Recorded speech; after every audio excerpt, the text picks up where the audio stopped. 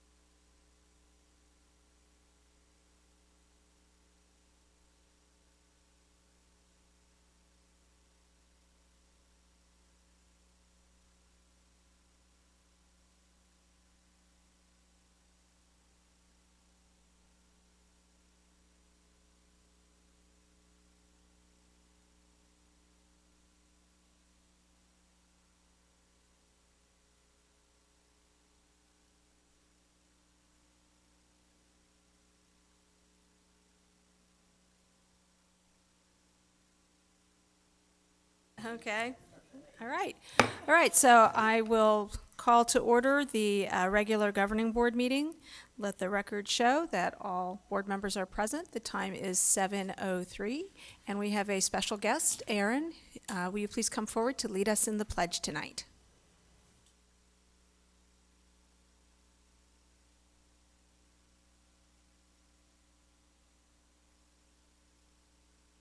Pledge allegiance to the flag of the United States of America and to the republic for which it stands, one nation, under God, indivisible, with liberty and justice for all.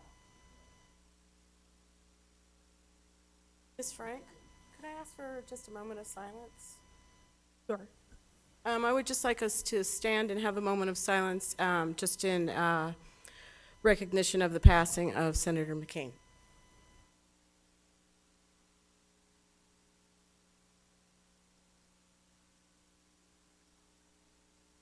Thank you. Thank you. And Monica, if we could get Aaron a Deer Valley pin? It looks like he has a collection of pins. Yeah, badges. And thank you again for leading us in the pledge. All right, I need a motion to adopt the agenda. I move we adopt the agenda. All those in favor? Aye. Aye. Any opposed? Aye. Sorry. Okay, so the motion carries 5-0. Governing board reports. Mrs. Ordway, Can I will you go start? last, please? Sure. Mrs. O'Brien, will you start us off?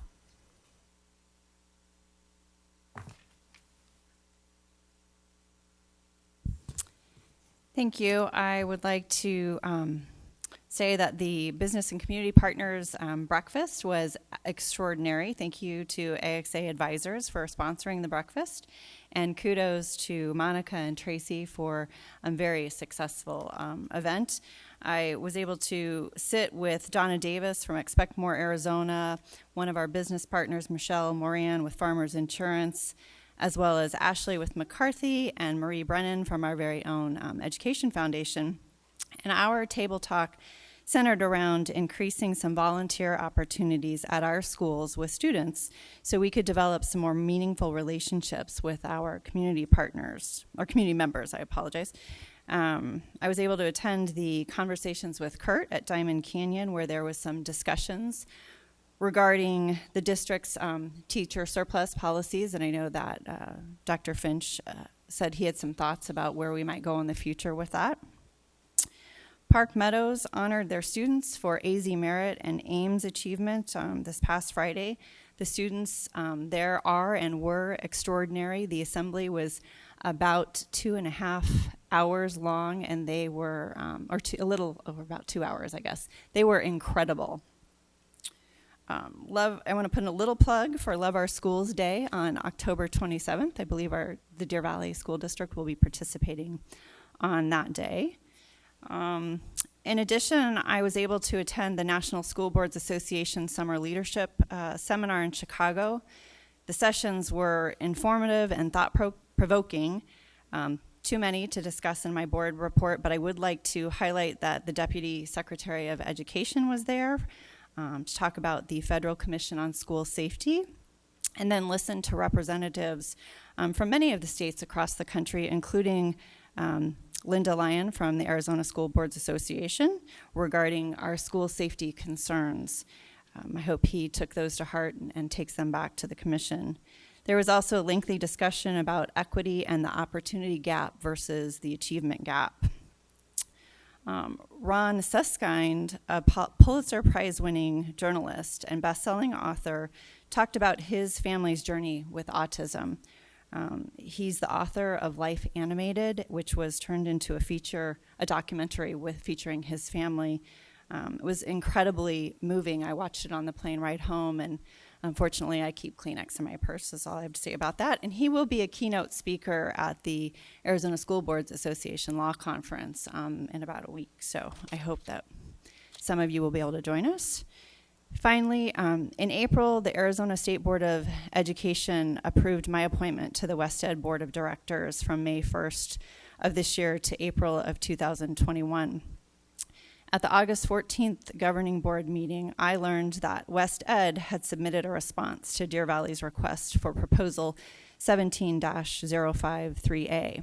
So I will be recusing myself from the special ed RFP vote this evening and have filed the appropriate conflict of interest forms with the district. Thank you very much. Thank you, Mrs. O'Brien. Mrs. Fisher. I'll keep it brief. I don't want to keep us all here till 10. The community and business partner meeting was fabulous. Monica, you did a fabulous job. And Dr. Finch, you're doing wonderful with making those connections. I think it was the biggest one I've seen since I've been on the board. And it was very structured, which was really wonderful. We had assigned seating in our tables.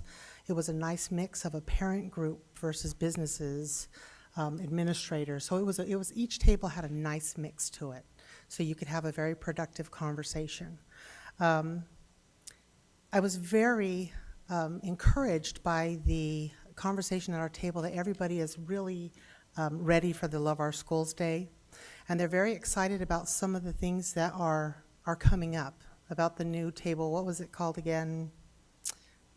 The cafe, the new cafe, where it's specifically getting the school linked better with people who can engage to support that school. And the one thing that my table asked of me as a board member, and I hoped, I told them I would do my best, and I hope the rest of the board would join me, is in really keeping communications open. The one thing that they said was that sometimes it's hard that you hear about events when somebody says they attended them a week ago, or 4 days ago, or yesterday. So I really would hope that we could all commit to really making sure we communicate to our public what's happening, what we're doing before we do it, so that they can join and be a part of it, because without our families and our students, there's no purpose for a school district. So that was really wonderful. Attended my first football game for the year. Unfortunately, we did not win, but it is the happiest time of the year for my family, is these football games. My son loves them, my husband endures them, and I truly enjoy them. I love seeing our kids and the wonderful sportsmanship that they have, no matter what school you're at. It's amazing to see how respectful our young men are in the athletics departments. Prior to submitting, I did want to make sure to let the board know I am going to submit a public records request for the public records request that most recently asked for our emails. The reason being, a lot of information went out, and I think it was false information, but I don't want to say anything until I actually want to look at the whole public records request. But I didn't want to do it without being open about it and letting the board know I was going to submit that. That's it for my report. Okay. Thank you, Mrs. Fisher. Ms. Tweedy? I just have one thing, so I'll be really, really fast. I did notice in our Thursday update that we were going to have a middle school math, potential middle school math adoptions on display. And I was just curious if we could find a way to communicate. I know that we do, but I'm hearing that somehow our method of communication is not reaching the public, because after we adopt things, I frequently get feedback from the community that I don't get prior to the adoption. So I just want to make sure that if anybody has any opinions on this adoption, that they were well aware of how they could review the materials, and also email the board with their feedback, and you guys as well. Thank you. Thank you, Ms. Tweedy. Would you like me to go next and you No, go I completely meant last? last, Or like do you want almost to be last. ready to go? I'm ready to go. All right. Thank you very much. Mrs. Ordway. As we, Deer Valley, continue on our District 2 Extraordinary, it's great to see that we are continuing to work on authentic and effective communication. Always more work to do on communication. Campus visits have been very exciting to see our teachers, custodians, everyone has just had this, continues to have this fabulous energy, and maybe most important, the kids are all awake. And sometimes they get there early in the morning and they're still awake, so that's a good thing. The football games have been really exciting.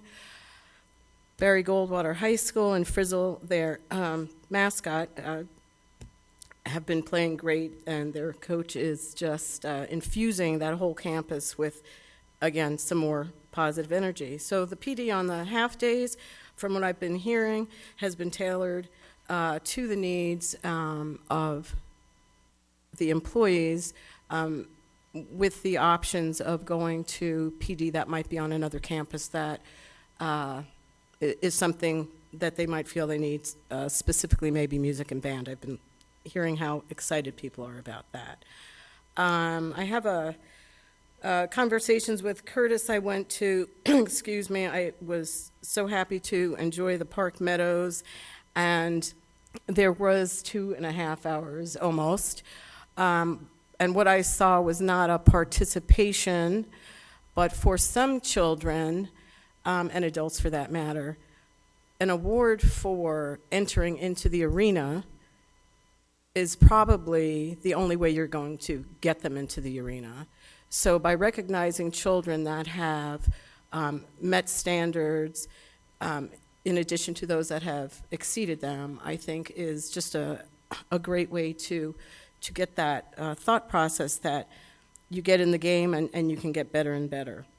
I do have 2 questions, maybe for agenda or at some other point, but I'm interested on how we're targeting math literacy for our K-6 students as I continue to hear different things about ninth grade, you know, they don't get this, they don't get that. So I know that when they fell asleep over the summer in 8th grade, 9th grade wasn't, oh, I just don't get math anymore. So I want it to be, I just want to know what we're doing, how we're targeting it as much as we target our reading. I think that speaking math prior to getting it to 9th grade, 7th, 8th, 9th grade is very important.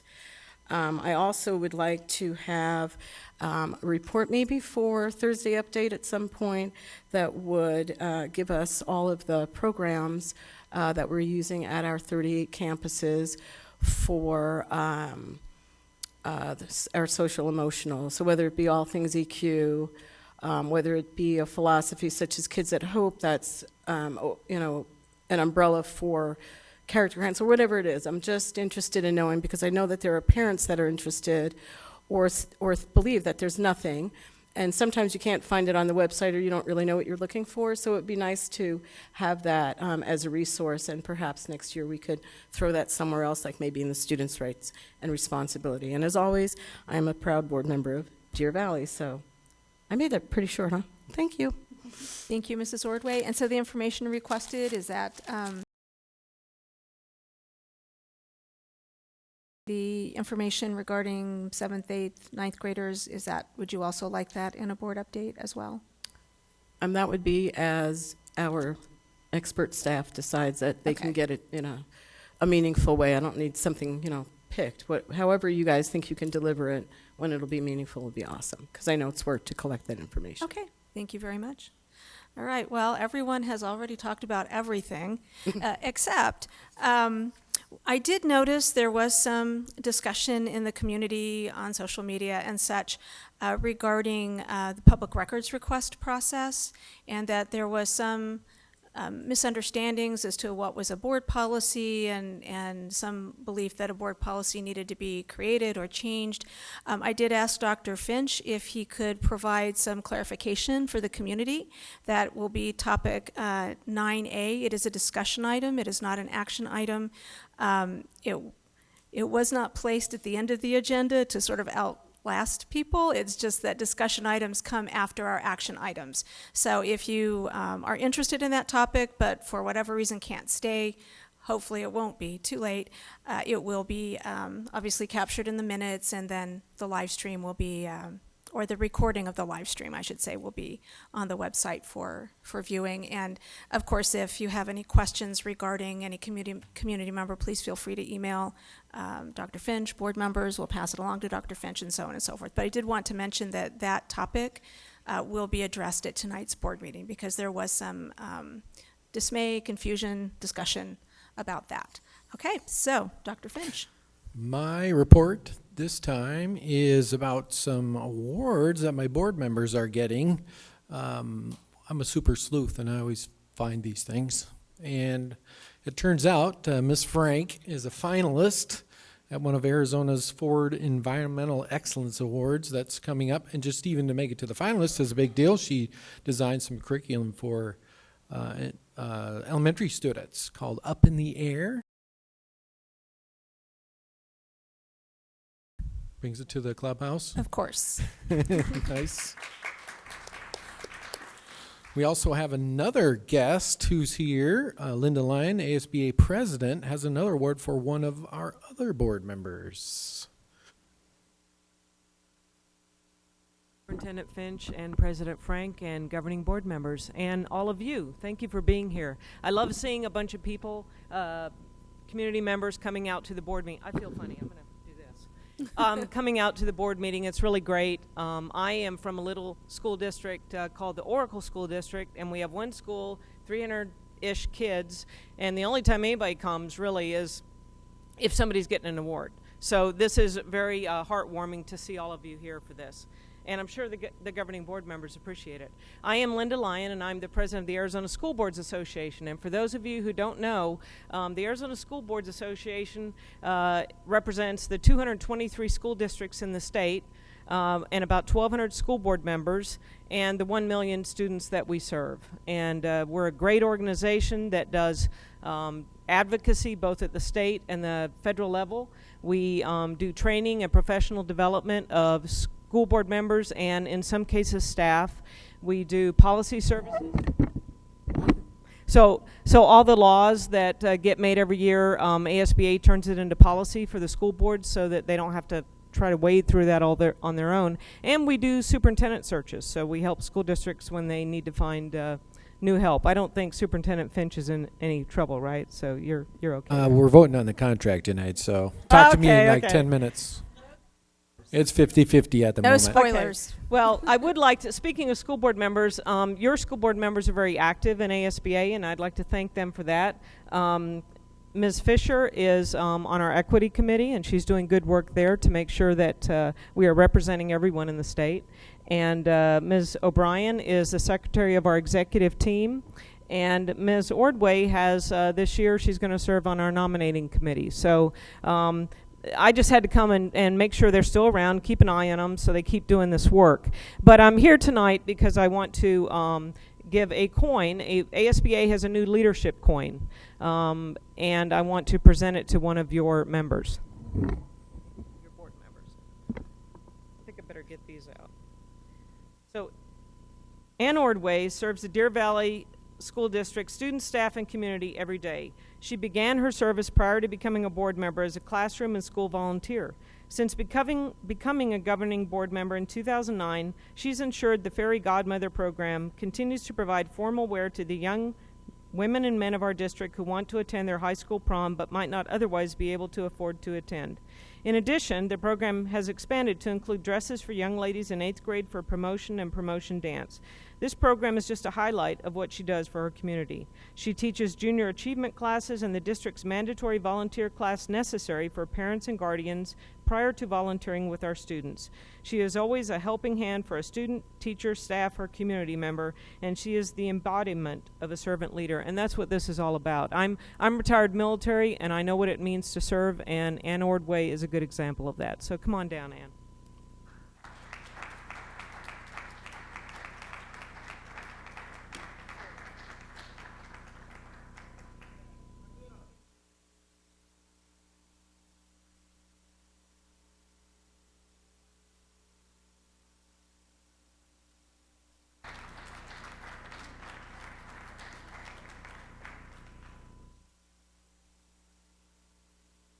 Thanks. Okay. Thank you. Thank you, and congratulations, Mrs. Ordway. Okay, so I think we are ready to move on to public comments. And we do have time to accommodate all of our speakers tonight. So when I call your name, if you would please step forward to the podium, and I'm going to call all of the names that I have slips for. It'll save a little bit of time later on. So Leanne Hull, Christine Nguyen. If you could just step forward to the microphone. And Laura Combs. So we'll take the first three. And Vice President Tweedy will read the admonishment. The board invites public comment on the district's business in general and on any agenda item in specific. All speakers must observe the rules of decorum. Speakers must fill out a card listing name, address, and topic and hand it to the board secretary prior to the president calling the meeting to order. Speakers must make their comments in no more than 3 minutes. If necessary to accommodate all speakers within the 30-minute overall limit, the board president may shorten each speaker's time. Constructive criticism is in order. Rudeness, vulgarity, disruptive conduct, or remarks disrespecting personal dignity are not in order and will not be allowed. Under the Arizona Open Meeting Law, the governing board cannot discuss or act on any items not on the agenda. Board members may respond to criticism made by a speaker, ask a staff to review a matter, or ask that a matter be put on a future agenda. If you would please state your name for the record and into the microphone, please. Hi, my name is Leanne Hull, and I am a mother in the Deer Valley School District, amongst other things. I speak all over the country on suicide awareness and prevention.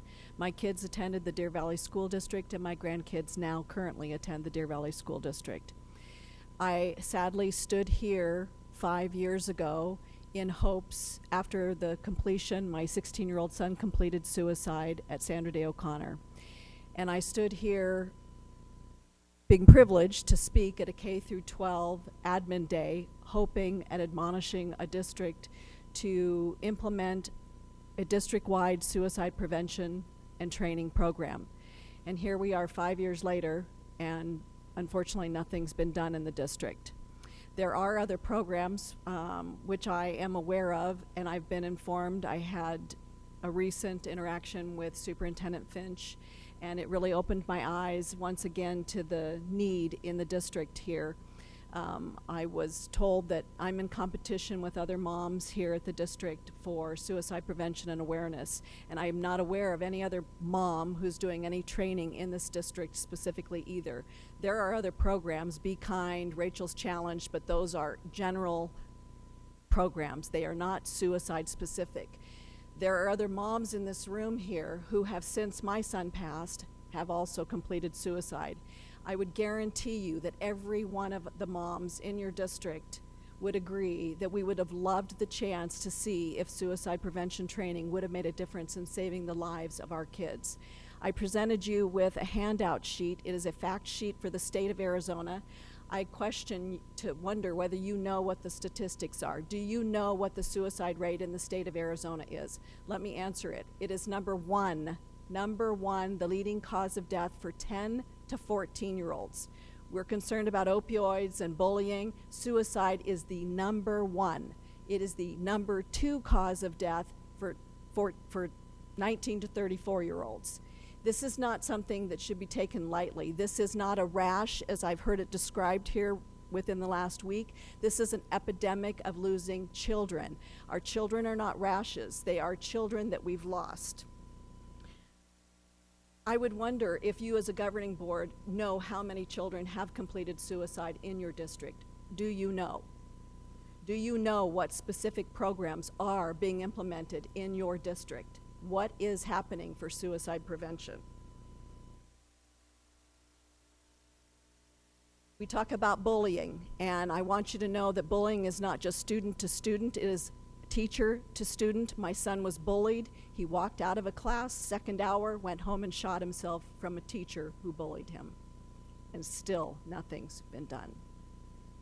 Why didn't the Deer Valley School District attend the Speak Up, Stand Up, Save a Life last year? Are you going this year? You're the only district that didn't. Okay. Thank you very much for coming to speak to us. I'd like to express my sincere condolences for your loss. I'm a mother of 3 sons myself, and I know that is something that the hurt must never go away. Dr. Finch, if you could provide the board with information on statistics on suicide in the district, as well as the prevention programs that are in place, that would be a good first start. And thank you for providing the fact sheet. So our next speaker, if you could please state your name for the record. Yes, my name is Christina Nguyen. Good evening, everyone. Thank you for having me. I serve as the president of Project Connect 4, and we're a local nonprofit who's passionate about the wellness of the whole child, from physical wellness to mental health and wellness. And my daughter attempted to take her life when she was 14, and she is 17 now. During the 2017-2018 school year, the East Valley, which spans across 8 cities, lost 26 children to suicide. So I want that to sink in with you for a moment, because that's the size of a classroom of children. That's 26 empty chairs at dining tables, 26 empty bedrooms, and 26 empty chairs inside classrooms across the United States, and specifically in our area. The families who have lost a child to suicide will never be the same. Neither will the friends left behind or the teachers that these students were in their classrooms. Words cannot even begin to describe the amount of pain, grief, and loss that not only the families feel, but everyone else. It breaks my heart to share with you that suicide is one of the leading causes of death in children aged 15 to 24 and in children aged 10 to 14. Denver lost a 9-year-old little boy 2 days ago to suicide. 9 years old. That's a 3rd grader. In 2016, our state recorded 38 deaths by suicide in children under the age of 18, and in 2017, we're over 40. We know that for every completed suicide, there are approximately 25 attempts. To put that in perspective, that's approximately 1,000 children crying out for help. If you look at the size of a graduating senior class at any of our high schools, that's the size of a class. And can you imagine an entire senior class being wiped out to suicide?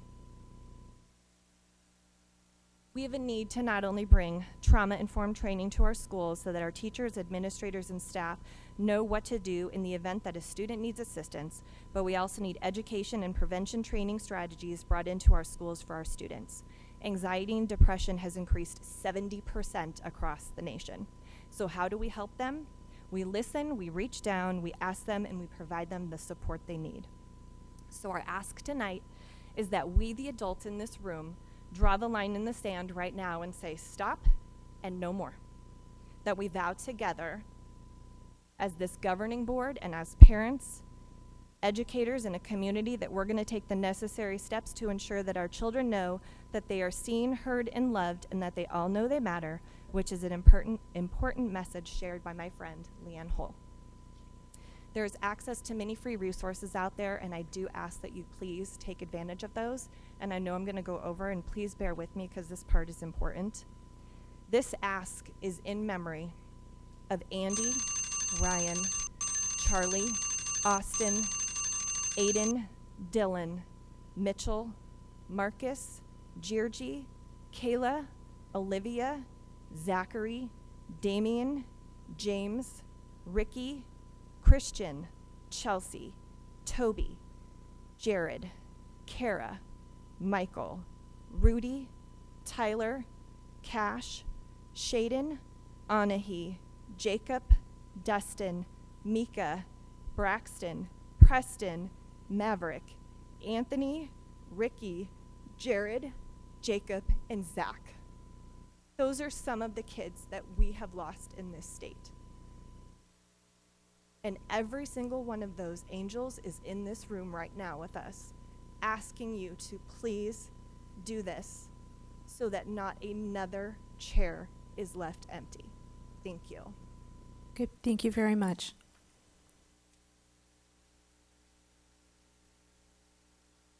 Okay.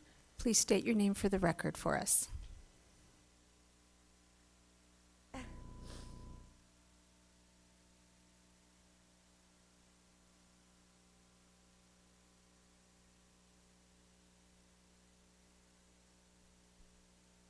So when you're ready.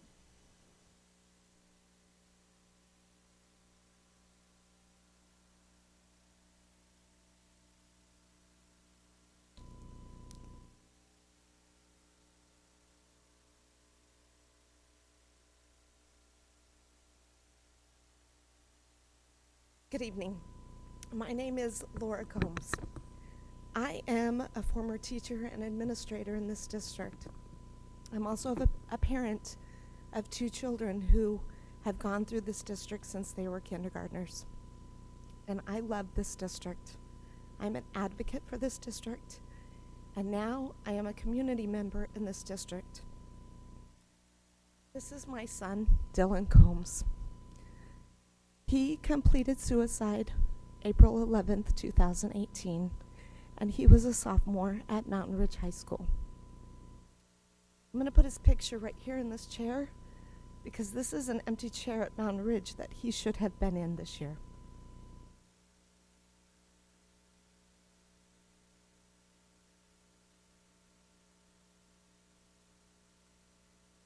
He lost his battle with depression, and now it is my opportunity to continue his fight. This summer I had the opportunity to meet with our district leadership to talk to them about my son and about some things that I really believe our district needs to implement and to change if we are going to never have an empty chair like this again. I want to thank the district for the things that they have already started, but one of the big things that I had asked about and I believe is going to make the biggest impact is a district-wide initiative on social emotional learning. If this district does not have a district-wide initiative, and it can be tailored K-5, 6-8, high school, but if it is not started at the top of this district with people, resources, money, training, and accountability at the schools, then we are creating inequity for all of our kids. I understand that right now, the policy is that every principal can determine how they're going to address this issue. Well, unfortunately, I'm a principal, and before this happened, I wouldn't have known where to start, and how do I find the resources and the money and the people to implement it with fidelity so that it actually makes an important impact.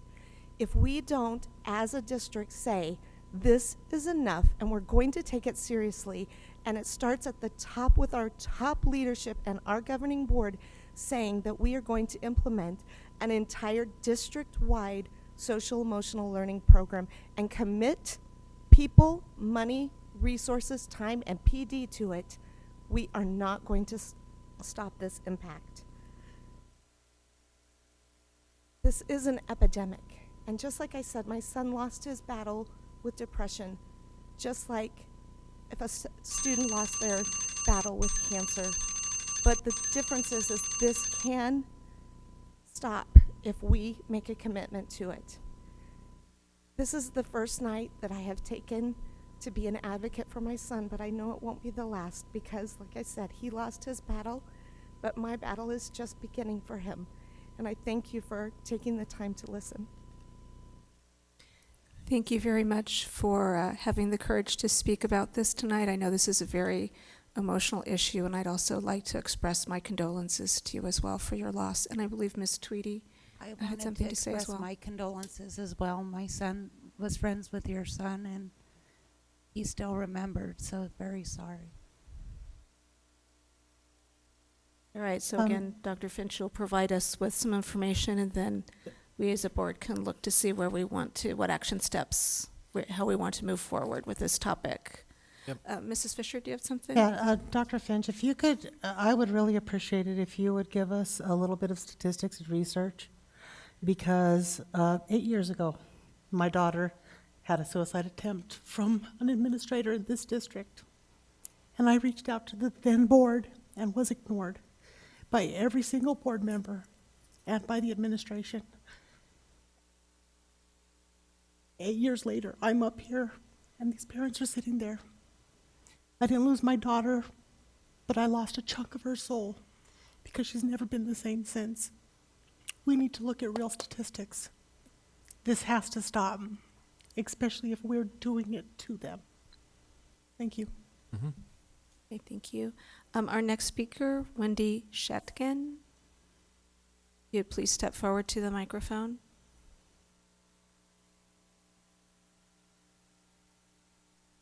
And just state your name for the record for us. Good evening. My name is Wendy Shetkin. And I don't have a planned speech. I didn't really know if I could even do this today. I have 3 boys. They all went to Boulder Creek. I had one that graduated. He was graduated last year. I have a senior that is currently at Boulder Creek. And I had a son that passed away on April 7th of 2018 from suicide. I'm here because I don't want anyone else to be in this place. And I'm an educated woman. I'm going for my master's. I took an oath to save people's lives, and I couldn't save my son because I didn't know. I didn't have the resources available to me. I didn't have the resources available to my son to learn how to cope. So, unfortunately, I feel like I failed him. And the best thing that I can do is honor my son and find something good that came from such a tragic experience.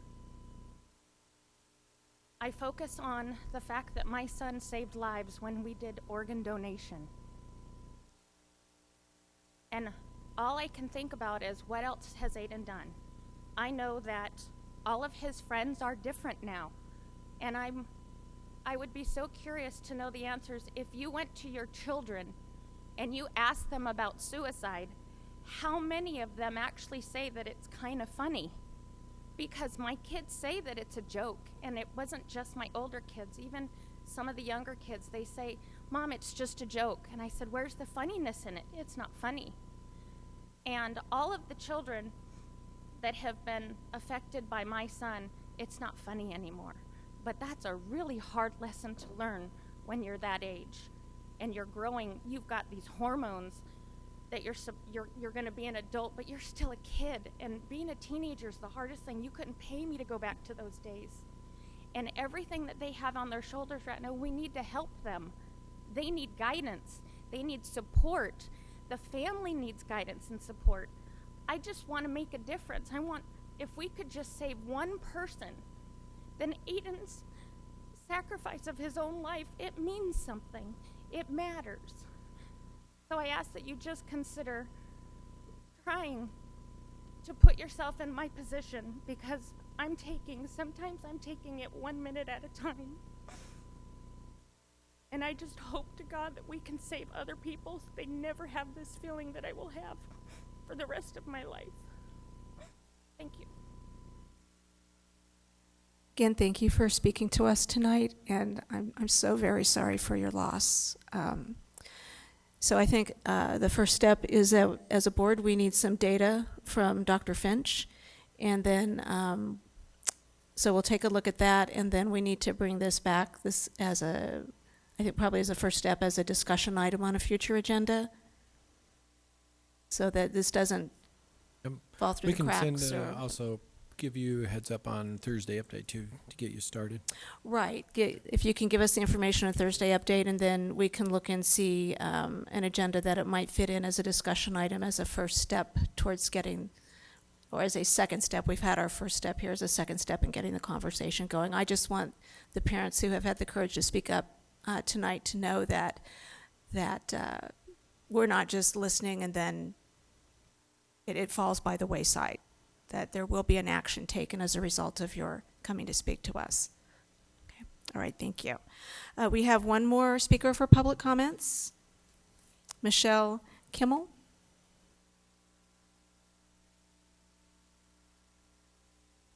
My name is Michelle Kimmel, and I have 2 children that attend Deer Valley Unified School District. President Frank, Dr. Finch, and members of the board, I want to thank you for addressing Arizona's new recess law in your JL policy. It shows you agree with the CDC and the American Academy of Pediatrics on the importance of recess for all children as a basic need. My concern with the policy, as it is written, is its inability to maintain consistency across your district from school to school. Recess should not vary from school to school, as it is a critical child need.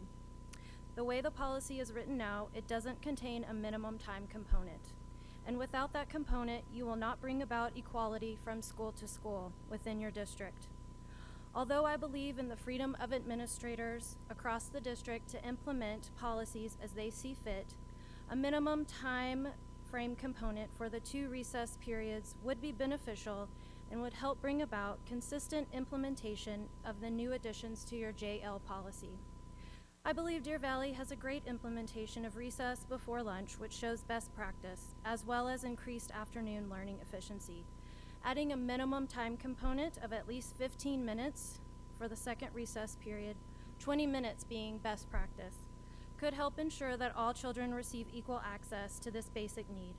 Children and adolescents should have 60 minutes or more of physical activity daily per the CDC. Would be helping children reach this goal as most of their day is spent at school. A quick internet search of Deer Valley Unified School District schools' current daily schedules indicate a wide interpretation of the current Arizona state law. Pertaining to the second recess period, some of your schools have added 20 minutes, some have added 10 minutes, some 5 minutes, and some none at all. This is for children in K through 3rd grade.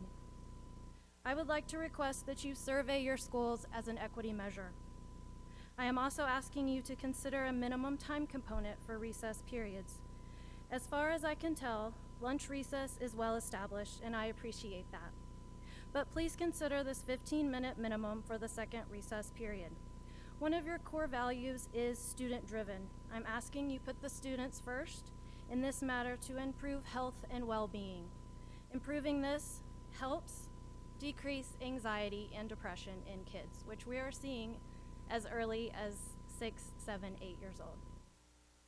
Per the CDC, obesity has tripled among youth ages 6 to 19. Recess cuts are increasing Arizona's future healthcare costs. 1 in 3 students will have diabetes as an adult, largely due to inactivity. Children deserve this time outdoors for unstructured play to self-regulate, socialize, and move their bodies on a playground. Adequate recess is a win-win. Unstructured time boosts health, learning, and classroom behavior. Please consider this suggestion of adding a 15-minute time component to your policy. Thank you. Okay, thank you very much. And if you could give us the information on how it's being determined campus by campus, that would be greatly appreciated. Thursday update, sounds good. Okay. All right, so moving on to old business, item 5A. And this ADE school name updates, I will need a motion. I move that the governing board accept the administration's recommendation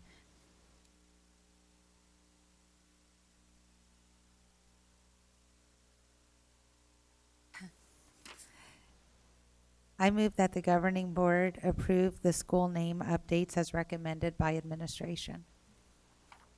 Second. Okay, is there any discussion needed on this item or any questions any board members would like to ask?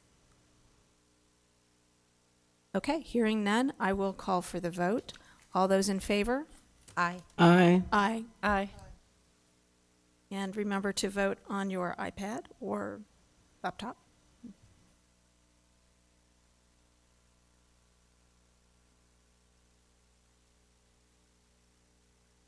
And the motion, have we got all the votes? Okay, motion passes 5-0. Moving on to 5B, the special education RFP. I will need a motion. I move that the governing board accept the administration's recommendation to hire Futures Education LLC as the vendor to complete the special education program evaluation. Second. Dr. Galligan, I'd like to thank you for the information that you provided in the last board update. It was very thorough, and I certainly appreciated all of that. I'd like to open this up for any questions board members may need to ask or discussion.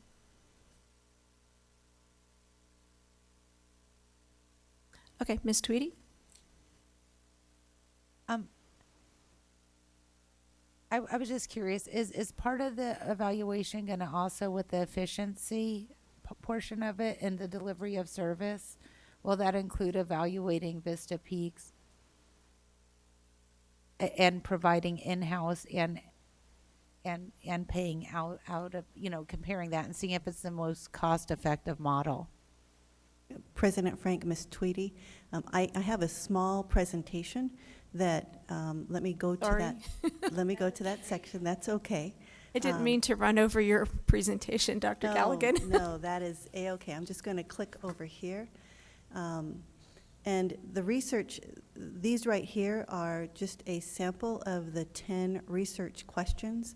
And I believe the third bullet, as well as the second bullet, will address the question that you just asked, Ms. Tweedy.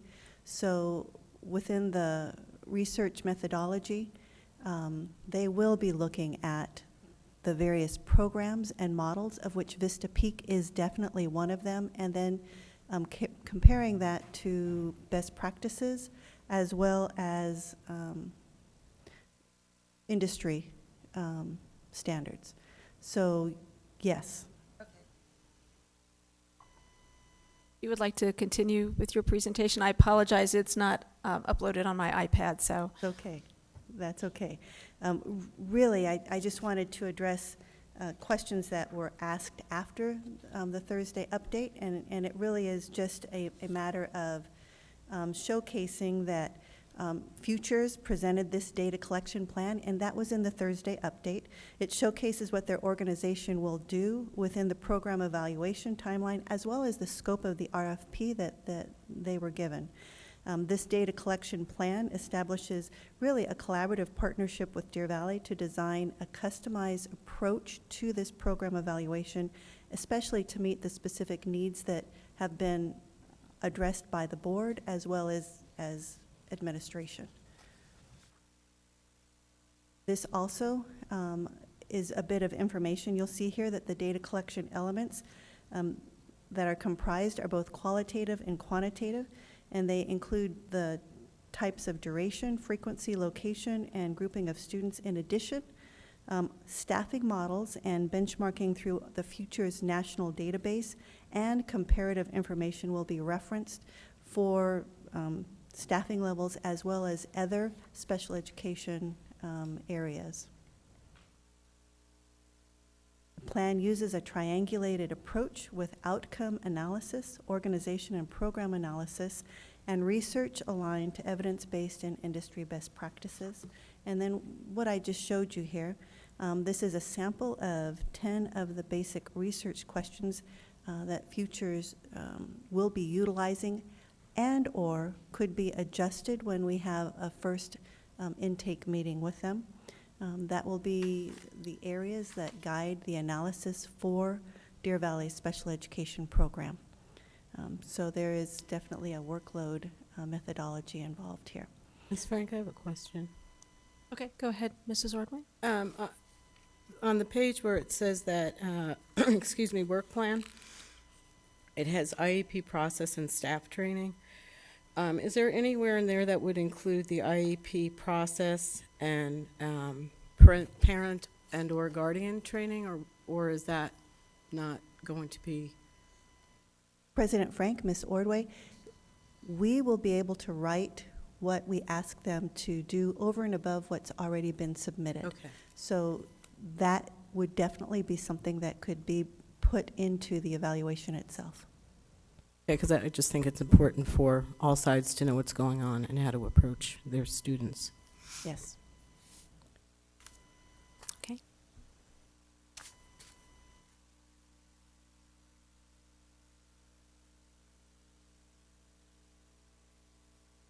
Okay, so are there, Mrs. Fisher, a question? The one question I did have, because I did read through the proposal, but I didn't see where there was anything specific. Can we ensure that the board receives an unaltered copy of any and all reports that are provided? President Frank, Ms. Fisher, absolutely. With the timeline, you'll notice that. Yeah, I saw where the administration's notified and then the board's notified, but oftentimes we get a partial information without the supporting information really has no relevance. And so I just want to ensure that we get an unaltered copy of all reports provided. President Frank, Ms. Fisher, the board is the one who has asked for this program evaluation. You all will receive what we receive from the company. Thank you. Other questions? Okay, so hearing no other questions or discussion, I will call for the vote. All those in favor? Aye. Aye. Aye. Abstain. Gotta wake up my thing again. Okay, and thank you, Mrs. O'Brien. You did, in your board report, explain your vote in advance. So we have one abstention. Did you vote, Mrs. Fisher? Okay. Got them all. Okay. So it's 4 ayes, 1 abstain. Okay. All right. I just want to make sure I'm saying it correctly. All right. Thank you, Dr. Galligan. So that moves us on to item 6, which is the consent agenda. I will need a motion. I move that the governing board approve the consent items A through H. Can I get a second? Second? 3 times? I'll call for the vote. All those in favor? Aye. Aye. Aye. Aye. So we're at 5-0? No, nay. Oh. Okay, so 4 ayes, 1 nay, and the motion passes. All right, action items. We'll start with 7A, which is employee travel. I move that the governing board approve all employee out-of-state travel per governing board policy GCCE. Second. Any discussion or questions on this item before the vote? Okay, hearing none, I will call for the vote. All those in favor? Aye. Aye. Aye. Any Aye. opposed?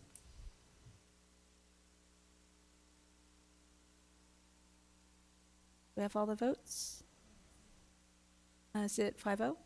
Okay, so the motion carries 5-0. 7B, addenda pre-approvals. Can I get a motion?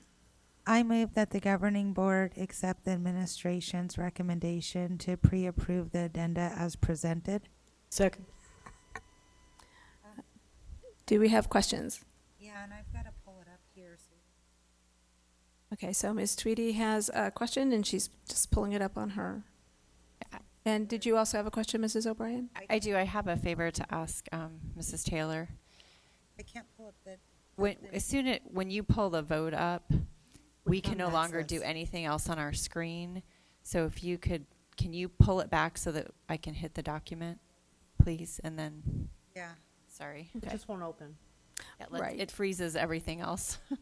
All we can There's do a is reason vote. for that. Uh-huh. Yeah, well, we're A on method to to you, your Dr. madness. Finch. We figured it out. Okay. Thank you so much. Okay, and thank you, Mrs. O'Brien, for bringing that too. Got a couple questions.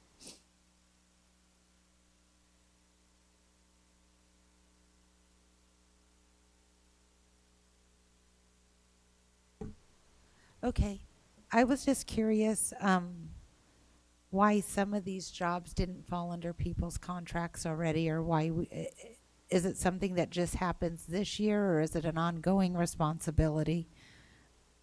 For example, let's see here. Library cataloger, student store manager, the CIAS, the English language learner, a gifted. I just don't understand why they don't fall under people's jobs already. Dr. Galligan? President Frank, Ms. Tweedy, I can address some of those. When the district office went through our reorganization a number of years ago, we lost our lead librarian, and which meant the person who oversaw all of the library clerks, as well as did all of the cataloging at our K-6, K-8, and middle schools, was no longer in that position. That person took a campus position. So at that point, we have had no one to catalog books as they come into each of our K-6, K-8 middle school campuses. So that next year, we brought in a person who could, all they did and do is go out to campuses and catalog books.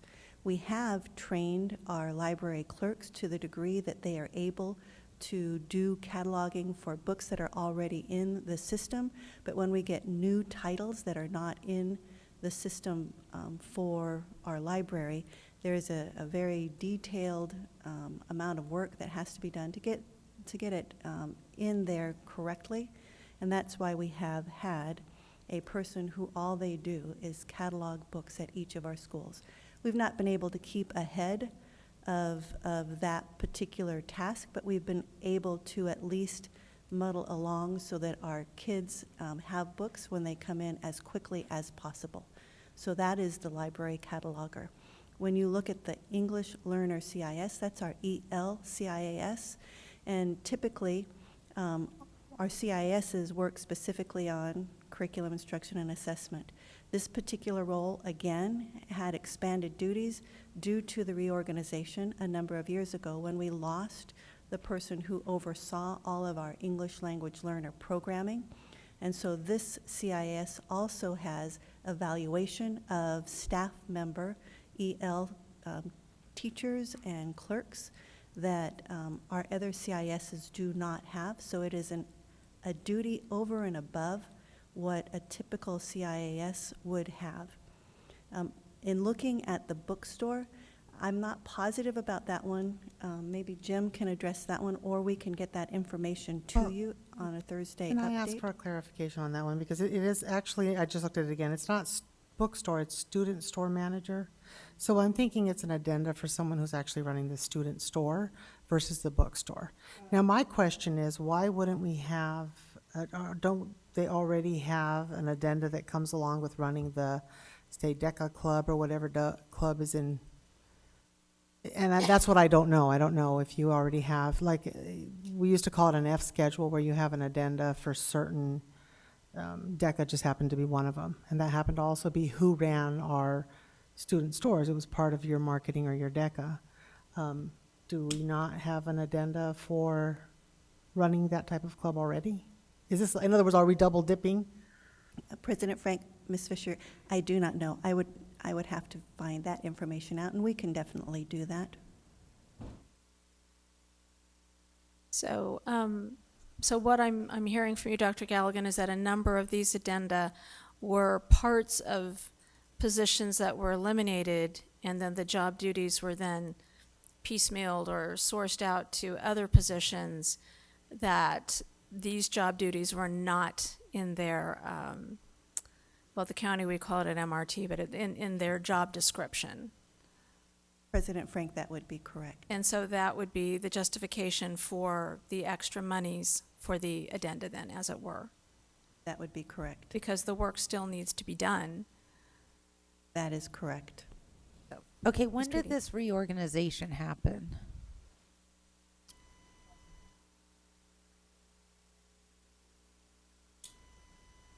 Well, I was just going to say some of that happened when we ran out of money in 2008, and it just continued on.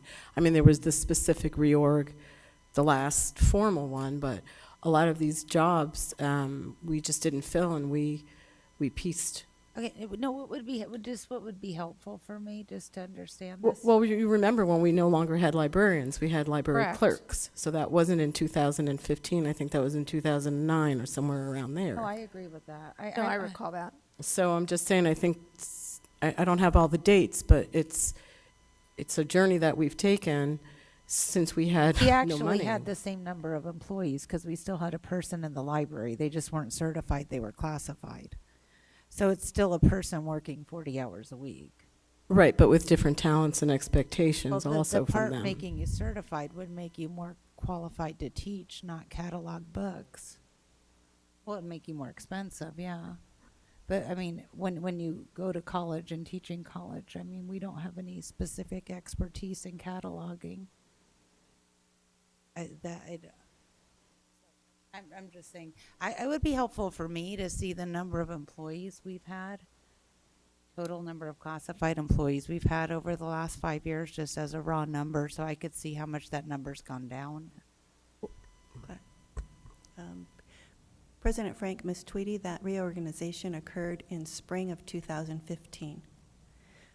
And if you don't mind, just restating your request of information for classified employees. I'm just trying to figure out, or even certified, I'm just trying to figure out, has the total number of employees decreased? Or are they just in different places and now we have more addendums? I'm not sure that it would be total number of employees. It might be the total number of positions. It could also be the cost of that position. A librarian is more expensive than a library clerk, for example, as Ms. Well, I just Ordway think this points to the It need. could We be need to student go over the bodies. staffing report we paid for, because the numbers on there, They could still have the They same number look of high. bodies, but it could be a cheaper person. I believe what Ms. Tweedy's point is that if we're paying a librarian, why are we paying someone to catalog for her? I guess that's what I'm saying. That's what I'm hearing. I don't know if I'm correct. But that's what I'm we've hearing. lost our librarians, is the point Ms. or Right, Dr. we Galligan's don't. making is that Except at the high schools, if Exactly. we don't have librarians at the elementary. but we have people. classified. But they have they have library clerks. But when those jobs changed, and since we're talking about librarians, from certified staff being our librarians to classified library clerks, the job descriptions, and I'm guessing because I haven't seen those two job descriptions, changed, as did the pay. And so I think that if we're going to look at, it's not just about the number of people we have in the system. We might still have 1,500 people in the system, but now you have 300 of them that are classified that before were certified. I'm making up my own numbers, so but Correct. as an example. But if your 300 classified costs you $20,000 less a year, you're saving a substantial amount of money, and they wouldn't necessarily have the same job duties and requirements as the people who previously held those positions. Is that a fair assessment? Or skill set. Okay, but Skill Ms. set, O'Brien, correct. one of the big difference specific to the library, because that's what we're discussing, and I was here when we did away with librarians, a certified position, and it became a classified position, and they were still expected to do the same job duties, with the exception that they were not left alone with students, and they did not teach lessons to the students. So at that point, the certified staff had to accompany them to the library, but they were still expected to check out books, inventory books, put books on the shelf. That was the difference between it being certified and classified. Mrs. Ordway. It's great that we're discussing this, but we're discussing on what we think, what we heard, and what we saw.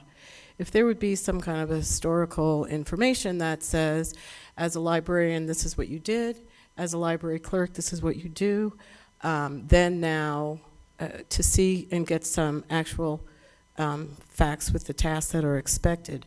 Because if they're doing the same thing that a librarian did, then apparently we never needed the librarian. But if they're not, and we do need this position of a library cataloger, perhaps that should be a position and not an addenda. I mean, I don't know.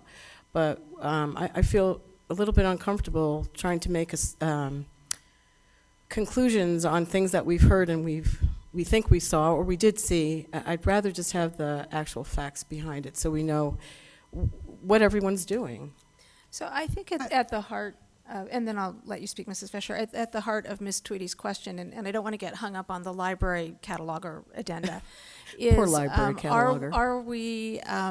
Are we paying addenda for duties that perhaps fall under someone's job description? Because if we are, then that's not being efficient with our funds. If we're not, then we need to approve the addenda because the duties still need to be done. So that is what I am hearing, and that would be a concern of mine as well. I'm not sure we're going to get the answer to that tonight, and I agree with Ms. Tweedy that looking at the job study, I know we need to put that on a future agenda, would definitely help with that answer. And Mrs. Fisher, you believe you had a comment. Because we are actually on an item, so for the purpose of this item, I would ask that if there are specific ones, like the library cataloger or even possibly the student store manager, that there are questions pending, can we just change our motion to remove those two, have them come back at the next meeting and move on? Or are they something that need to be approved ASAP? Because I just would hate 'cause we're not going to resolve it tonight. No, we're not going to resolve that bigger question tonight. If we would have had the information before, we could have came prepared, but which is fine. It just puts, with the pop-up voting machine over here, Miss Sheila's gonna have to work some magic. Oh, we can't do that with that way? We just won't be able to vote electronically on this item. Mrs. O'Brien. I guess if we modify our motion to exclude a couple of positions, I guess I don't understand why we can't vote electronically. Because we would just be voting on the modified, but it would still be record our Ms. vote. Sheila needs, new motions, and it takes more than 2 minutes to do. That's why we need a notification earlier. So you can modify it. We'll just vote. We won't vote electronically. We'll just vote verbally like we normally do. So would Sheila add it later? Roll call. Oh, okay, so We she'll can add add it it later. later. So then someone needs to make a motion? Okay. Well, can we have before the motion is amended, I'm sorry, Ms. Frank. Go ahead. Can we understand from Dr. Finch or Dr. Galligan what, if any, impact there is to the ones that might be delayed? So if Mrs. Tweedy could identify, or Ms. Frank, whoever has some that they'd like to pull, I'd like to know what that implication of them not being approved tonight means to us. There are always unintended consequences. Maybe Dr. Galligan knows. We lost our library cataloger last year. I would think it was mid-year. And so we had one of our librarians that we provided a sub twice a week so that librarian could go catalog at campuses who needed cataloging. We limped along with that all spring and part of the fall. So to hold this addenda, we have a candidate, went through the entire interview process and was vetted both by me and HR. We could possibly lose that candidate, and there are not that many people who have the skill set or who are willing to work for the amount of pay to do this particular job. So at this point, many of our campuses have not had significant cataloging done for books that they have received last spring, over the summer, and entering this year. And we are, within the next month or so, going to be entering book fair time for our elementaries. And so we know that that always brings additional books that have to be cataloged so we can get them in the hands of children. So it just delays a little bit and then gives us the possibility of losing that particular candidate. For the bookstore, the student store, obviously the way addenda works is you cannot start a position until it has been pre-approved by our board. So for that particular position, the student store for that person, just that person wouldn't be able to do the duties of that addenda. Thank you, Dr. Galligan. Are there other positions that there were concerns with?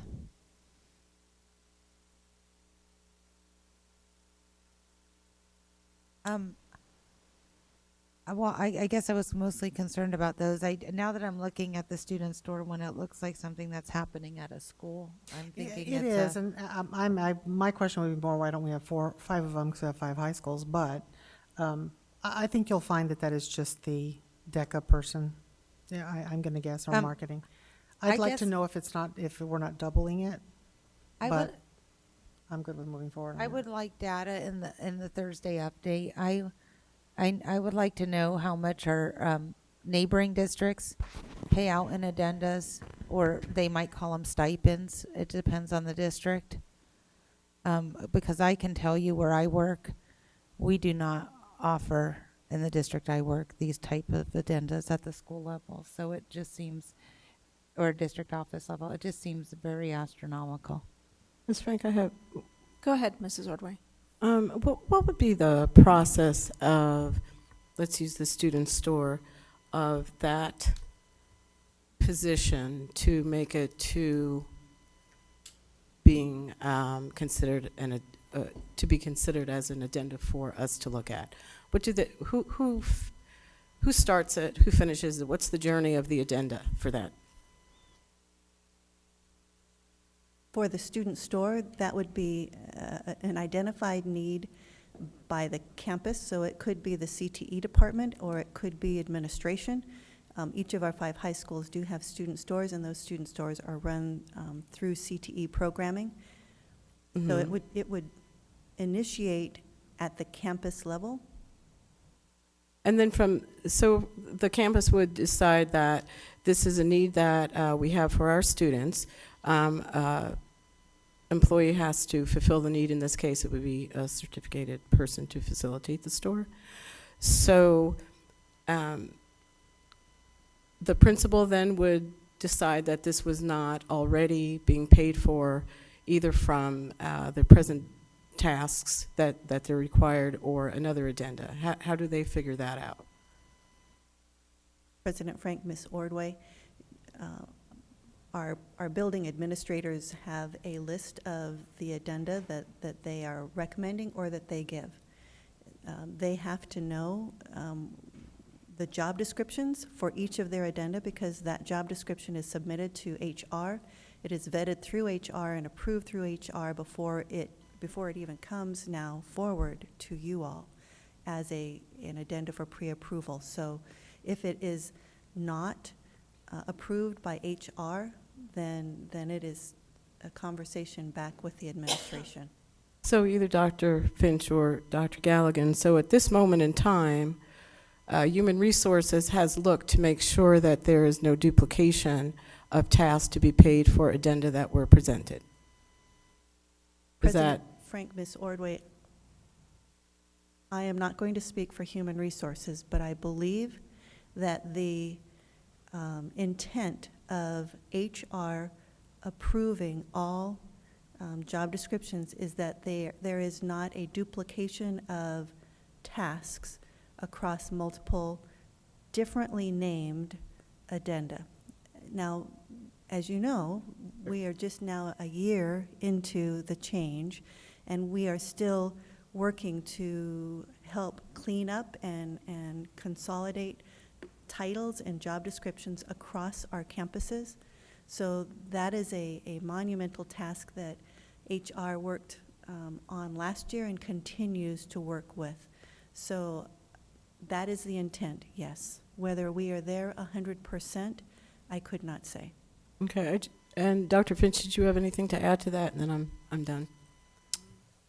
I appreciate the questions. I appreciate the thoughts. I think you're on the right trail.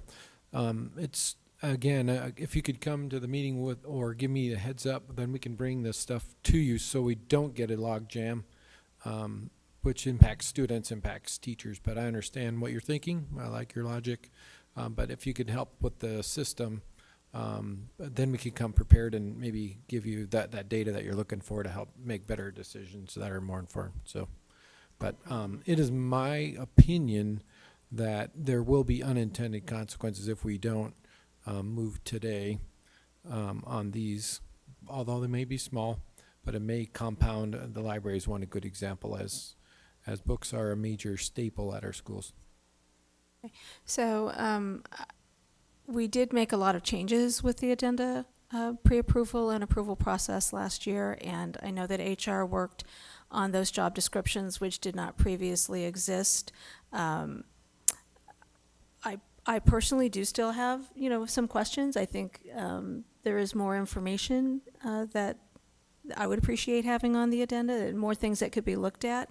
But I honestly don't feel comfortable tonight pulling piecemeal addenda off of a motion that's been made to take them out separately. So I would ask that we vote on the original motion as presented. I would concur with you, Ms. Frank. Works for me. While I will not speak slowly to try and make a point that we all are aware of, I still want the information. I want to know that whether or not we have a DECA addenda, whether we have a student store addenda, if the two cross over each other. Because they're very common. There's a marketing, there's certain clubs are very unique. It is also coming out of a tax credit. Actually, it's coming out of, your numbers are different. It's coming out of student. So this one is more concerning to me because we aren't paying for it. Students are. And that's part of why I would like to know for sure whether or not we are paying a addenda for marketing for DECA, those types of things that may be coming out of something, and then also paying for a student store. President Frank, Ms. Fisher, I think I might be able to answer that. I happened to look up this particular individual, and he does have one other addenda, but it's boys soccer. Okay. I think is unrelated to the student store. Right, but are we paying the marketing teacher an addenda for running the DECA club? That was more my question, or a marketing club. And I don't need it tonight to vote. Not the individual that is scheduled to receive this addenda. He is a CTE teacher. Okay. And has a position, a teaching position, but only has the only other addenda that I see that he currently is receiving is the boys soccer.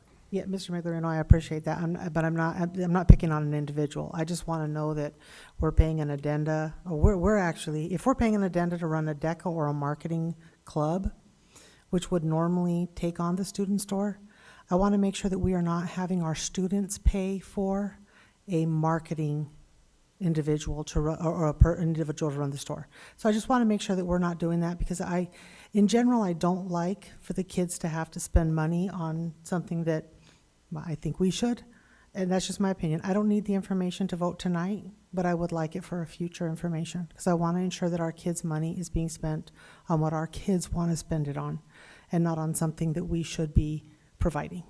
Okay, it's not going to impact whether or not I vote on this. It's just, I just want to ensure that our clubs are not addenda for club paid for by us, but then addenda for store, which normally is part of the club, paid for by kids. That's just my concern, and it's just part of a oversight that I feel is very important. If you could email me your specific request so we don't mess it up, I will that would be helpful. absolutely do that. Thank you. Go ahead, Ms. Tweedy. My last thing, and then we'll vote. For me, and I'm not going to hold my vote tonight or vote no tonight, but the direction, and I don't think it's fair because I didn't give you notice, but that was more of a time issue on my part with everything I had to review, not a gotcha. I hope we as a board and working with, I don't think we should have addendas for things that are not extra. They should fall under somebody's job responsibility. The fact that we have English language learners, gifted people, gifted students who require services, books that need to be cataloged, these are routine operating things. And I know when we had the reorganization, the principals became responsible for more evaluations that used to be done by the special education department, but they weren't given addendas. They were just told to take on this as professional responsibility. So what I'm saying is routine requests are made of certain people and it falls under professional responsibility. Other people get paid extra money. But really, to me, addendas are things that are just completely outside the realm of anybody's job. Like when you get hired to teach, you're not agreeing to coach soccer. That's clearly an addenda. I just think these other things should be people's professional job duties, and they need to fall there if it's something that's just normal operation of the district. And I would agree with you, Ms. Tweedy, and I'm going to call for the vote. All those in favor? Aye. Aye. Aye. Any opposed? It did. Okay. Oh, we can vote. We can vote. But then we're locking you out.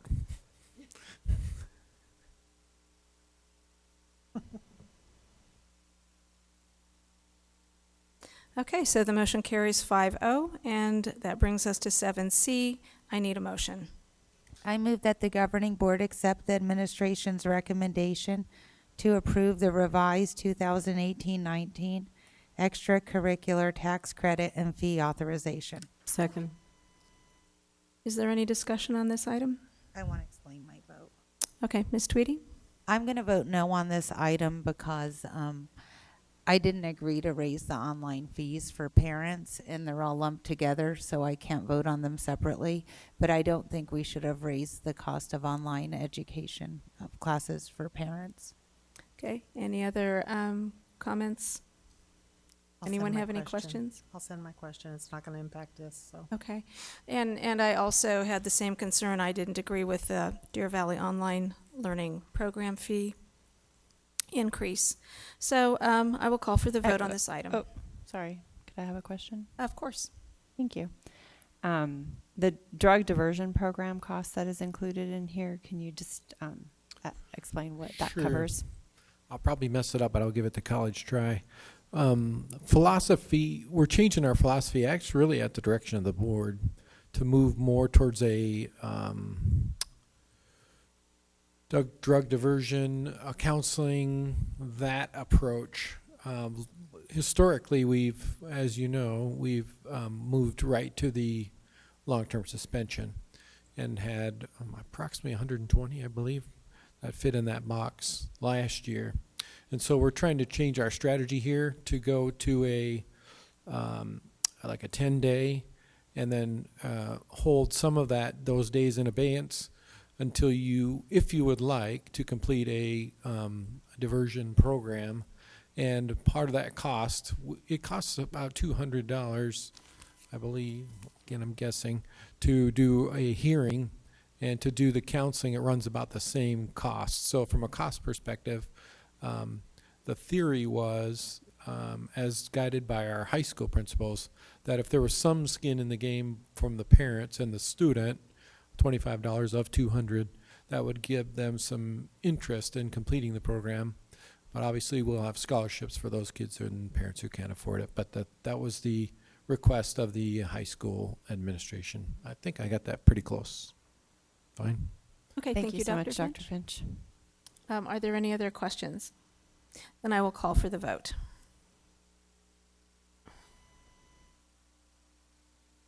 All those in favor? Aye. Aye. Any opposed? Nay. I abstain. Okay, item. She said nay. Those 3 ayes, 1 nay, 1 abstention. Item 7D, can I get a motion? I move that the governing board accept the administration's recommendation to give the administration authorization to enter into an additional sole source contract for fiscal year 2018-19. Second. And I had actually requested this be pulled from the consent agenda. I had a few questions about that. I wanted to give Mr. Miglerino an opportunity to, explain in a public meeting. So I was a little unclear when I looked at it as to whether the cost, the $775,000 and some change, was for electricity or was it for leasing the solar systems or equipment, and how that all works. So if you could explain that, I would appreciate it. Certainly, President Frank, members of the board, Dr. Finch, thank you for the opportunity to explain this. This is a contract that we have for 5 leased solar systems that we have throughout the district, specifically at Barry Goldwater, Boulder Creek, Mountain Ridge, and Sandra Day O'Connor High Schools, as well as Desert Mountain Elementary School. These are relatively large systems, about a 1 megawatt each for each of these systems. We did not pay for those systems initially, so we don't own the actual solar panels, inverters, and all the equipment. We lease it from a company. In this case, it has been sold to, this is the third company that we're working with, Silicon Ranch. And so we have a payment schedule, and we buy the electricity that is produced from those systems. We currently are buying it at, they were all installed at different points in time, and there is an escalator in the contract. These are long-term leases that we have, but we are currently buying that electricity from these solar systems at just under 10 cents per kilowatt hour. We're currently paying APS for grid-provided power about 11 cents, maybe a little more than 11 cents per kilowatt hour. So we're buying it at a discount, and it is a sustainable energy source as well, as opposed to where APS may be getting their power. We do have a these are straight leases, but they do we did incorporate a purchase option in year 10 and year 15. Due to some federal tax regulations and some benefits that the owners of these lease systems have in place, you really can't effectively purchase them until after the 5th year. So we put in a purchase option in year 10 and year 15 to give us the option to potentially buy these systems outright and save the annual operating expense of buying the electricity and using potentially a capital source to purchase them, a one-time capital source to purchase them, so that the ongoing benefit that we would receive from them wouldn't come out of our operating budget. But that's a long-term plan. But to answer your question, maybe the short version is yes, we are paying for the electricity produced from leased Okay. sources. Thank you, Mr. Miglerino. Ms. Tweedy, you have a question? Okay, so the savings you said was about 1 cent a kilowatt hour, right? That's correct. So how many kilowatt hours do we pay a year? Do we save more money than what this lease is costing us? Because without knowing that piece of information, the 1 cent seems really small. President Frank, Ms. Tweedy, so each of these are about 1 megawatt or 1 million kilowatts each. So 5 million kilowatts times a penny is the annual savings.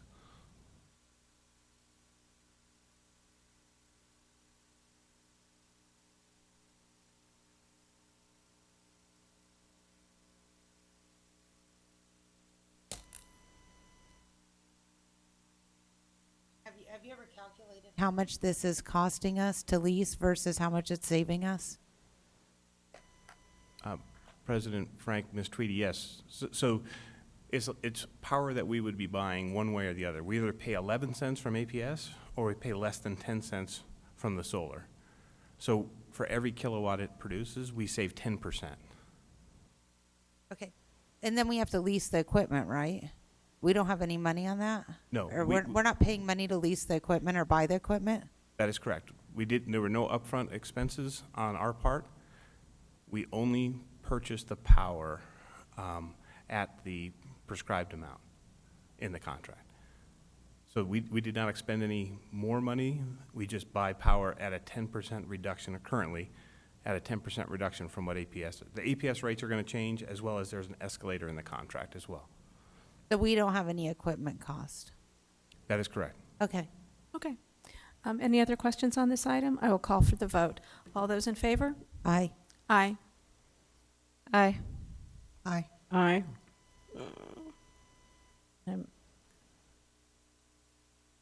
Okay, so motion carries 5-0.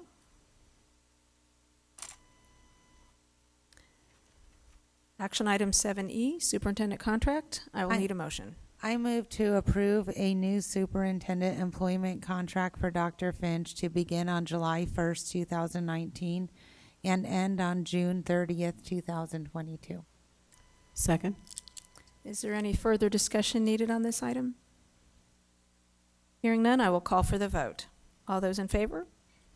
Aye. Aye. Aye. Any opposed? Oh, aye. It was hard. Okay, so passes 5-0. Thank you very much. We don't want to look for someone else to put up with us. It's a lot of work. I'm not sure we could find someone else, to be honest. Or someone that would take Jim's surgical skills. Yes. All right, so action item 7F, the proposed ASBA 2019 political agenda. I move that the governing board provide direction to delegate to vote on behalf of DVUSD governing board regarding proposed ASBA 2019 political agenda. Second. Discussion. So do we have to vote that, yes, we're going to agree to provide direction, and then we provide direction, or how are we going to do it? I just read the motion. Yes. I would do exactly what you just said. Okay. Approve it and then give your feedback. All right, I'll call for the vote. Mrs. O'Brien? Can we have discussion after the vote, or we're, sorry, I'm. Sure, you can do it any way you want. You're the board. That was a dangerous statement I to just- make, and it's on video recorded. See, he's just I happy just got a because his contract contract is extension. I don't done. care what you guys do. Thank you for the reminder. We'll give you a list of changes. Your staff there is looking slightly panicked.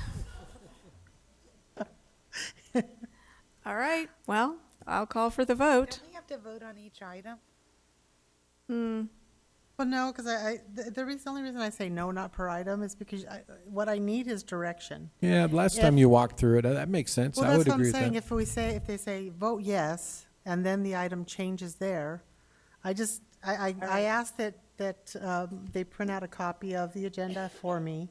I'll take down notes from what everyone says, and I'm gonna- stay within that to the best of my ability, providing whatever changes in The the only reason I'm going to ask discussion. that we vote after we give you direction is I have it up on my computer, and once You don't want Sheila to lock you out? Oh, Sheila already locked me out. locked out of the iPad.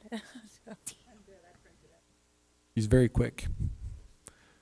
Fast fingers. Sheila knows how to move a meeting along. She turned it off already, so you can go back to Can we just discuss read it. each item and tell Kim whether or not we Yep. agree with it? Is That'd be that- fine. yes, I'm-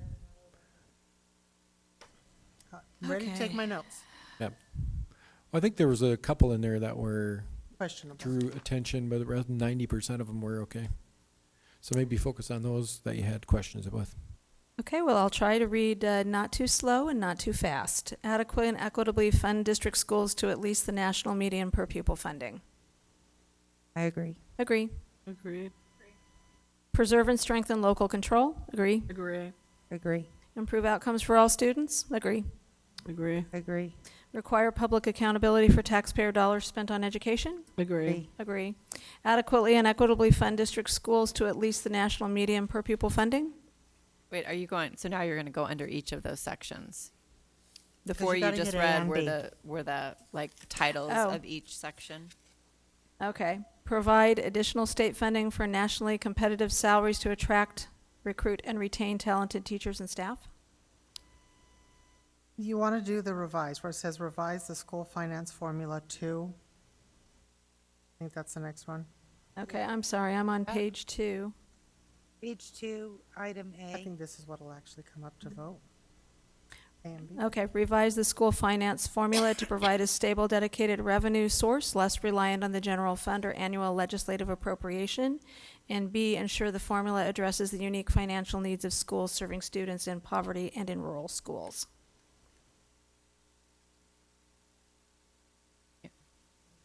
Any thoughts?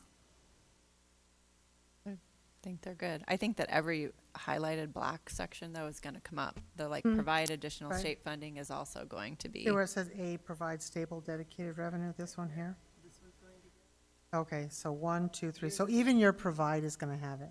Right, you don't have a bolded version. I'm not bolded. That's why. That's Sorry. okay. Oh, I wouldn't say that. Okay, fully fund full-day kindergarten and include kindergarten students in the override calculations. Any problems with that? Advocate to preserve and protect the voters' original intent of Prop 301. I did follow up with Senator Brophy McGee based on our conversation a couple of weeks ago, and her comments were that the language that was passed by the legislature was the language that was originally voter approved. That does not prevent changes from being made in the future, but she didn't know anything or have any additional information on earned income tax credit dollars being paid by that. Did you follow up with Representative Livingston? He said that earned income tax credit's getting paid out of 301 money. Yeah, he Mr. did. Miglerino, had you heard of that before? President Frank, Ms. Tweedy, yes. It's always been a part of the Classroom Site Fund. There's $25 million used to offset the tax credit, or to provide a tax credit, because the theory being that everybody that pays a sales tax is paying the additional 6/10 of the tax, and so they're trying to give more of a benefit for everybody that could be negatively impacted, especially those that are low income earning.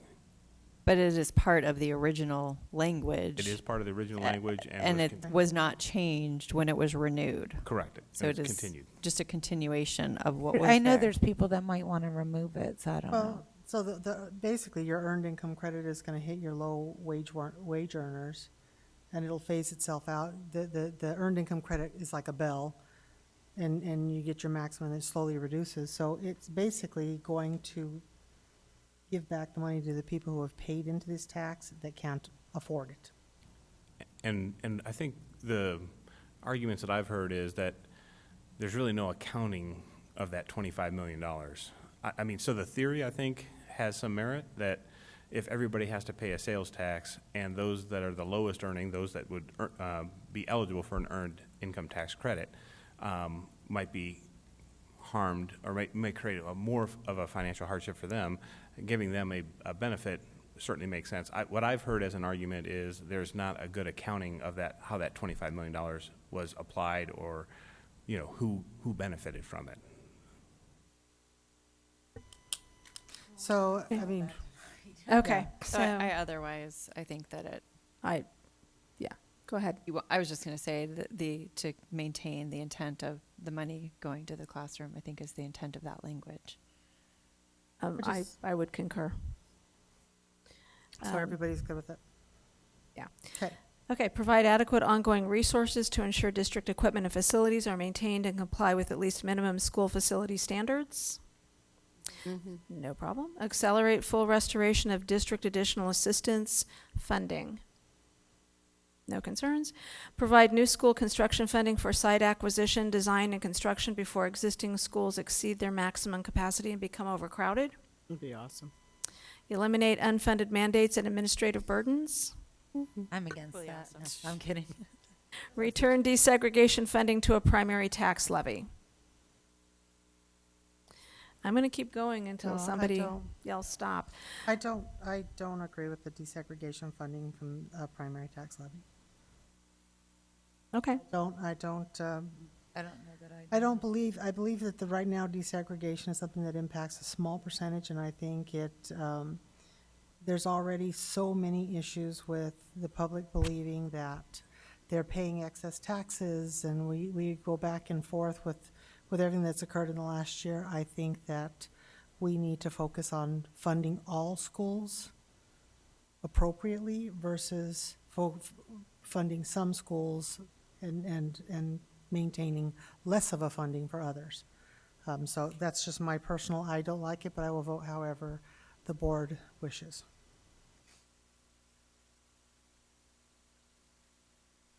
Does anybody else have anything on this one? I don't. I guess I do agree with Ms. Fisher's concern that DSEG money is only given to some districts and other districts aren't funded adequately. Specifically, we receive less funding than most districts. I'd like to see more equitable funding across the state for all of our schools.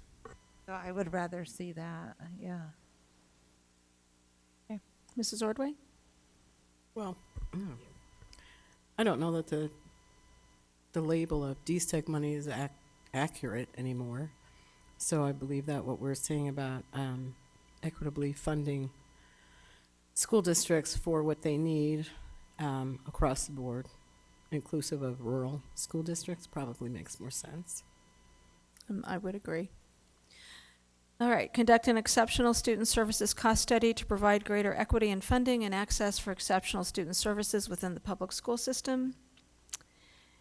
Adequately fund the cost of student transportation. Provide funding for preschool programs.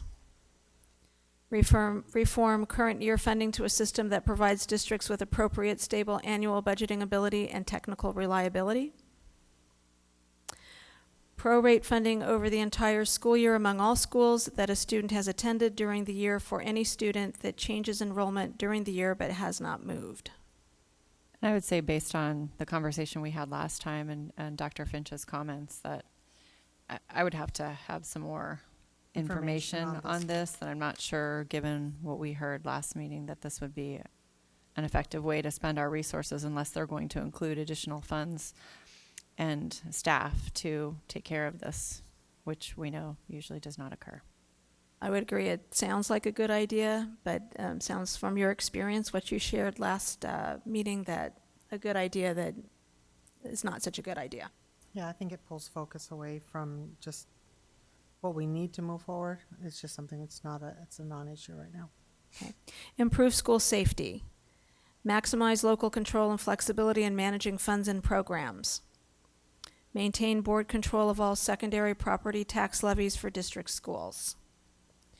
Change override budget increase language to better reflect what voters are being asked to support.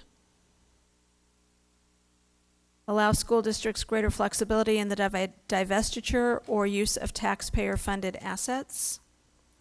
Preserve elected governing boards as the final authority in selecting qualified vendors to provide products or services to school districts. Well, he just said we're in charge, so. Well, and I guess I have a question on this one. Why are we focusing on this? That's already the case.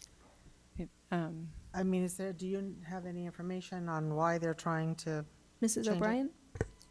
Actually, Mr. Miglerino, I was hoping he could maybe elaborate on this one, because I know that there was some changes recently, or in the last legislative session, regarding how we select our vendors, and that they were working towards it being the lowest bidder that we had to take. Can you help us out on that one?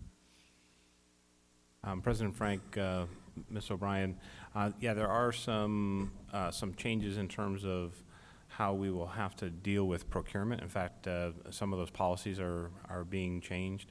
I'm not familiar with, I was multitasking, I'm going to confess right now. I'll fill in for him that. because this one gets me mad. So Okay. you're going to see mad right now. I don't really want to see mad. This is the aftermath of Scottsdale. And so all these, and you have 19, Agree. you're working on 19 new ones, of which some of them are in that box. But I just tweeted about this today. What's the maddening part about it is it doesn't apply to charters. And all these rules and regulations that are trying to tighten it down for us doesn't apply to them. So that's the part that gets me upset. But it's a good philosophy that we honor and protect taxpayer dollars. Now, don't disagree with that. But it should apply to all quote-unquote public schools or they're not public schools, in my opinion. Right, but I think the concern with this one, Mrs. Fisher, is that the legislature is trying to move towards a system where we would have to take the lowest bidder, period, end of story, which would no longer allow an evaluation committee. I would agree with that. To consider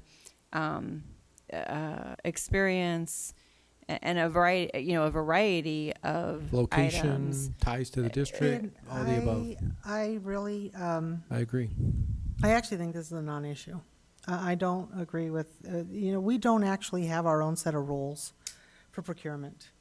We don't have a school district set of procurement rules. We procure based on what the Department of Administration does, Arizona Department of Administration. So this isn't just, when you change procurement laws or procurement rules, they're not geared directly to school districts. They are geared to all state procurement. We don't follow school district rules, we don't follow ASBA, we don't follow even ASBO. We follow the Department of Administration. Which doesn't apply to charters. No, it doesn't, because they operate slightly different, and it Right. may, depending on the school type.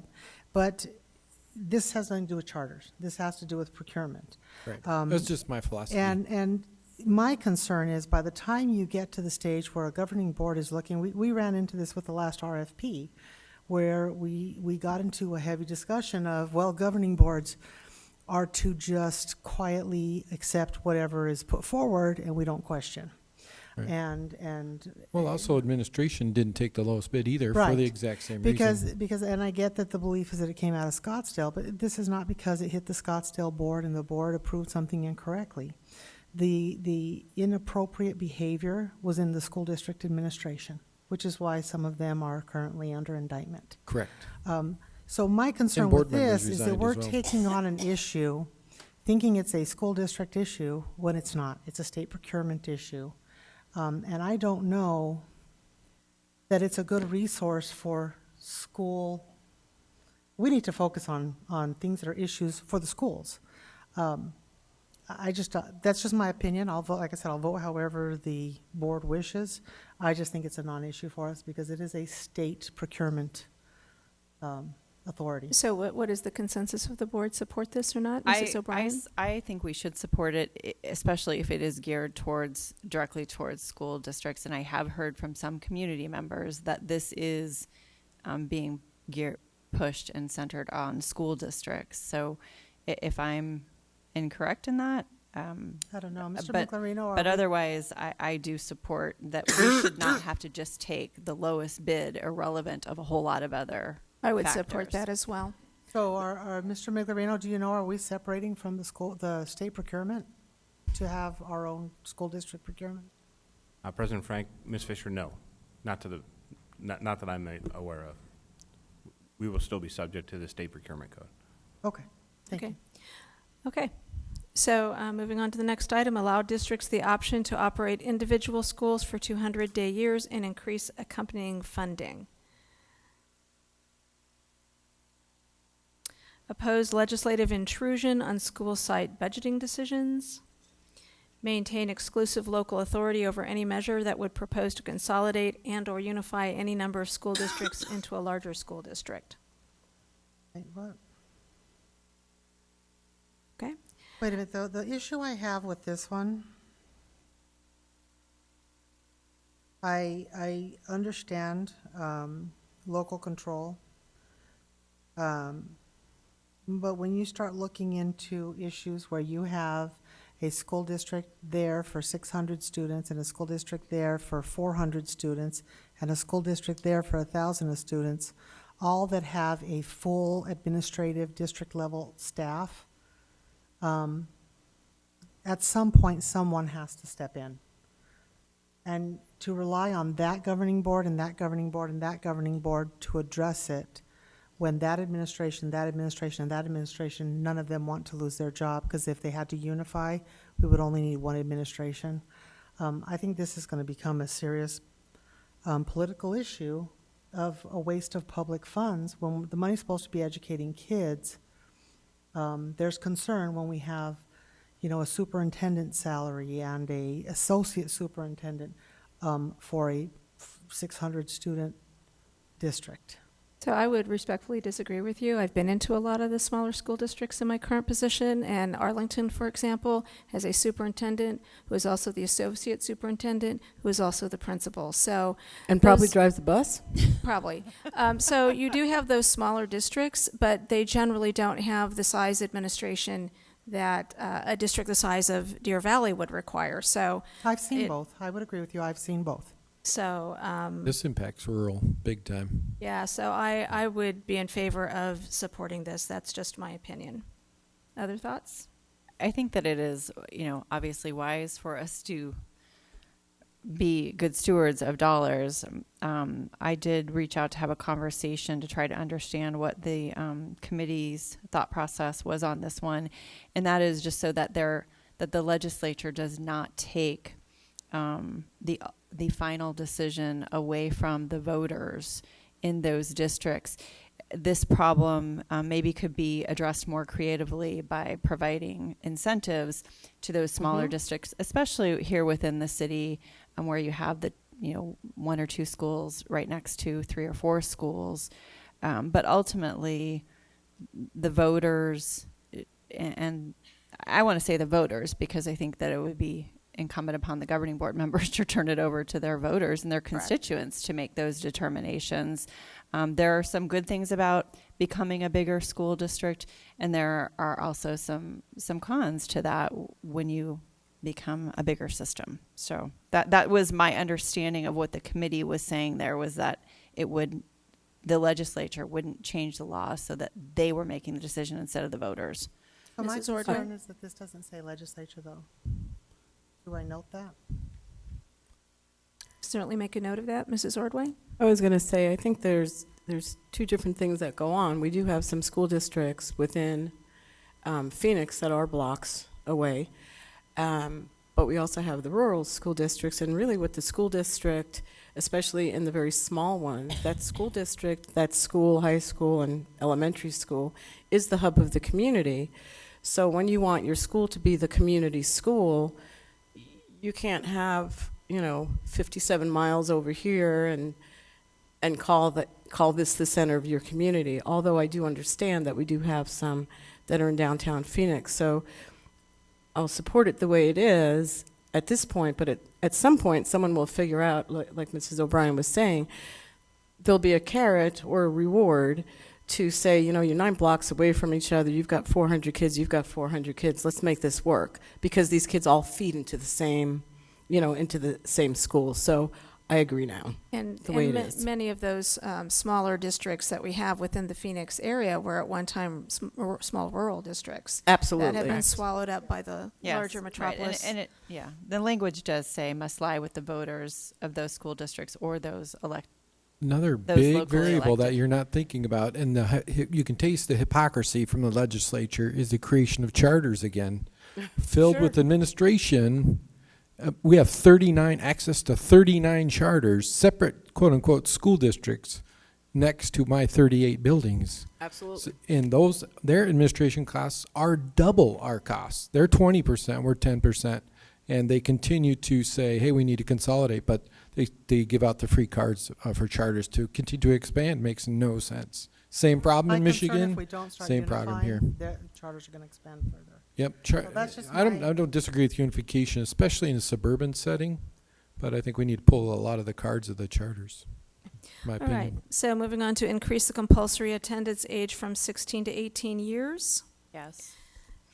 Enact research-based reform of the English language learner model of instruction to improve student achievement that does not segregate English language learners from English-speaking peers, integrates reading, writing, and oral language instruction, and incorporates multiple assessment measures to demonstrate English proficiency. Fully restore 9th grade CTE JTED eligibility and funding to allow students to explore career fields and/or certification completion. Allow JTEDs to serve students through age 21 regardless of graduation status. Support policy that recognizes and respects teaching as a profession. Testing and accountability measures should be used only to drive instructional improvement. Support policy that protects school district employees and students from discrimination based on sexual orientation and gender identity. I, again, have an issue with that. The Sexual orientation, gender identity is a very private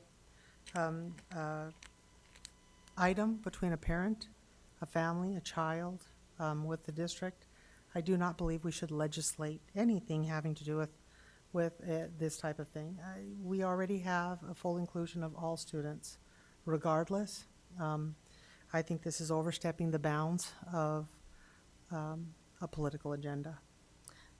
That's just my opinion. My concern with this item is that the word discrimination can be very broad and can be applied to anything from not allowing a student to access their education, which of course would be illegal, to mandating who should use which bathroom, which becomes more of a private decision, I think can really become a problem for the district. So I think that word discrimination is just very, very broad. Again, My I tried to follow up with, Go ahead. to get an understanding of the committee's thought process here. And as we have other segments of our population covered under discrimination, it was more to include these groups under that discrimination policy, as opposed to actually providing a policy or legislate a policy that would have to be followed by every school district that would be the same. What I expressed was that Deer Valley does handle this on an individual basis, and at the not just the school level, but at the student level with the parents, and that I would never want that to change. So my understanding of kind of what the committee was trying to get at was that these would be, again, segments of the population that would follow, and like other segments of the population fall under discrimination. I think the wording is problematic. I think it's a slippery slope into, like Dr. Finch says, unintended consequences. Yeah. I'm not, Ms. Tweedy? I'm not in favor of this one. I think I've seen some attempts to bring legislation forward in the past to force schools' hands on this, and some of it has gone away. And it's all under the same, they're saying it's discrimination. But I think there's a line there. I think it's already illegal to discriminate, and I think we get some laws that people trying to legislate certain things that I don't think are in the district's best interest. Mrs. Ordway, did you have some Well, thoughts I to didn't share? read it that way. I read it that would be an umbrella, so there would be no legislative prescriptive actions to tell us exactly what we were doing and not be able to handle it in the best interests of the individual students. I read it a little bit differently. Okay, thank you for sharing that. That's not how I interpreted it. So, Maybe we could get some additional information from ASBA. Yeah, Tori Anderson is the chair, I believe, on this on the legislative committee, so that there could be better understanding, and we could have Dr. Finch share that out with us and provide back to him. Right now, I have it as a, I don't know that I got your opinion, supportive or not. I do support. We're currently at a 3-2, so I've marked it as no. If anything changes, let me know. This is what I'm taking with me to vote on. So, Mrs. O'Brien, would you like to get that additional clarification for us from ASBA? And then bring that information back to the board? I'll have to provide it to Dr. Oh, Finch. to Dr. Finch then. The Okay. meeting will occur next Before. week, but a week from Saturday, okay. so we will not be meeting again. So if you could provide that information to Dr. Finch, you share it with the board, and then anyone has changed their mind, they can contact Mrs. Fisher. Does that work for everyone? Sure. Okay, thank you. All right, so establish financial and academic transparency for all institutions that accept public funds. I don't think Dr. Finch has an opinion about that. Not at all. I think he loves the all word. Oh, but he Repeal doesn't any get to vote. program He's that not gives- ASBA. Repeal any program that gives public funds for private schools, vouchers, empowerment scholarship accounts, and private school subsidies, student tuition organizations, and prevent any future expansion. Require comparative. On Go this ahead. one, I will vote however y'all want, because I have a feeling how this one goes. but I believe the impact to special needs children if it were just not preventing the expansion, that'd be one thing, but there are a lot of special needs children who are on ESAs, and I think this item specifically as written will impact special needs children specifically much more significant than any other group. It is, in my opinion, it will completely discriminate against all special needs students who are currently on an ESA and will potentially harm children. And therefore, for me, will say this is, the language as written, I cannot support. Yeah, actually, yeah, it does say repeal it. Yeah, I would be willing to say prevent expansion, but there's a lot of kids on ESAs. Yeah, I think the original intent of the ESAs was initially, if I'm correct, for special education correct. students. So I don't believe in taking things away from a student group that you've already given to those parents. So to repeal it, I do not want to see it expanded. If the board is in agreement, I would be willing to submit a new language to say not to expand and remove the repeal part. I just don't want to hurt special needs kids that are already in these programs. Or just limit it to students with disabilities, because, yeah, there's a lot of disabilities in which the public schools just don't provide as good as services. And if you had a child with severe disability, I mean, I wouldn't take that right away from a parent. Okay. Right. I would agree with you all that there is a concern about the special education students for which the empowerment scholarship accounts initially began for. So, Mrs. Ordway, did you have any thoughts to share on this? Well, I was just wondering what the difference or the school district that's responsible for the child with the special needs, what the impact, what is the ratio of what the school district is responsible for, and then what would the empowerment voucher, what is the ratio between that? So What do you mean? okay, so we are a school district. We are responsible for educating all children. If we do not have the capacity within our system, then we are required to pay for it elsewhere. Correct? At times. Okay, what times wouldn't it be? Well, under court order, I mean, there's, okay, well, because I can't speak to anyone else, in the case of my son, I have an autistic child who may or may not be serviced all areas within Deer Valley School District. Okay. Okay. If I were to elect, let's just change it to a different scenario, because I don't want, I have, whether it's been because of my efforts or my IEP team's efforts, my son is very well served in Deer Valley. I don't ever want that to go out. But let's take it to a different level. I modified his IEP in his freshman year to ensure that he could stay in school an extra year. So he's a senior this year. He'll be a fifth-year senior next year. So he'll be 21? Nope. 2? Nope. He will not. He will be 19. Okay. However, he can stay in the school district to age 22. Correct. If I believe it is beneficial for him as a parent, I could elect to file for an ESA next January, thereby removing him through his secondary senior year and putting him in a private placement for his remaining 2 years, because public school districts, make great effort to just graduate them out. And because they have a modified IEP, they have a modification, they are just given a grade. And so for me to ensure that my child is fully served at those final 2 years, I may have to do an ESA. Alternatively, I may be able to drop off cores from, again, his senior year, Right. to give him enough. He'll have a lot of credit hours by the time he finally goes through. Bless Or you. the school district may decide to have an actual transition to work program Right. that So, exists. so I understand that, but I guess what I'm saying is I'm trying to figure out exactly. So what I'm saying is that would take away a special needs parent's ability to even make that choice.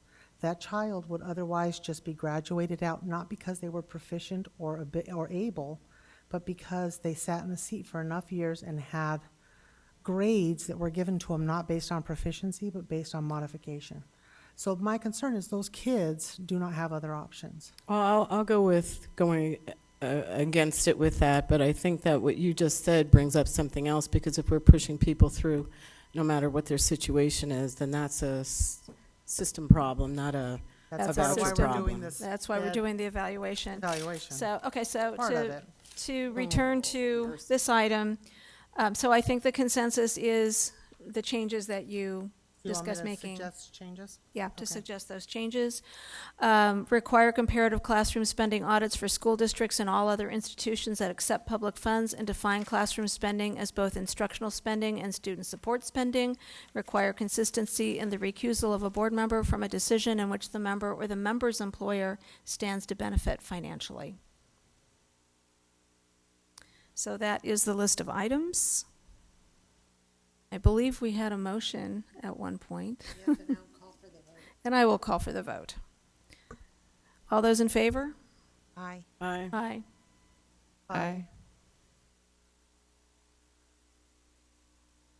Any opposed? Motion carries 5-0. You got all the votes? Okay. All right, so that brings us to the most exciting part of the evening, our preview of a long list, first reading of governing board policies. Who's the responsible party? Oh, hopefully it's parties. Jenna will start the party. Right. Did you bring popcorn? That's later. Come on. At the intermission. We get an intermission? I'm never going to get Wait home. for it. No, we don't get an intermission. Mrs. Moffett. Good evening, President Frank, governing board members. The first policy for your preview is policy BCB. This is a parallel to our policy that we brought to you at the last governing board meeting for all employees, conflict of interest. The changes that would be made should you approve this revision would be that the board would complete conflict of interest forms on an annual basis and would be obligated to disclose whether there is a conflict or no conflict.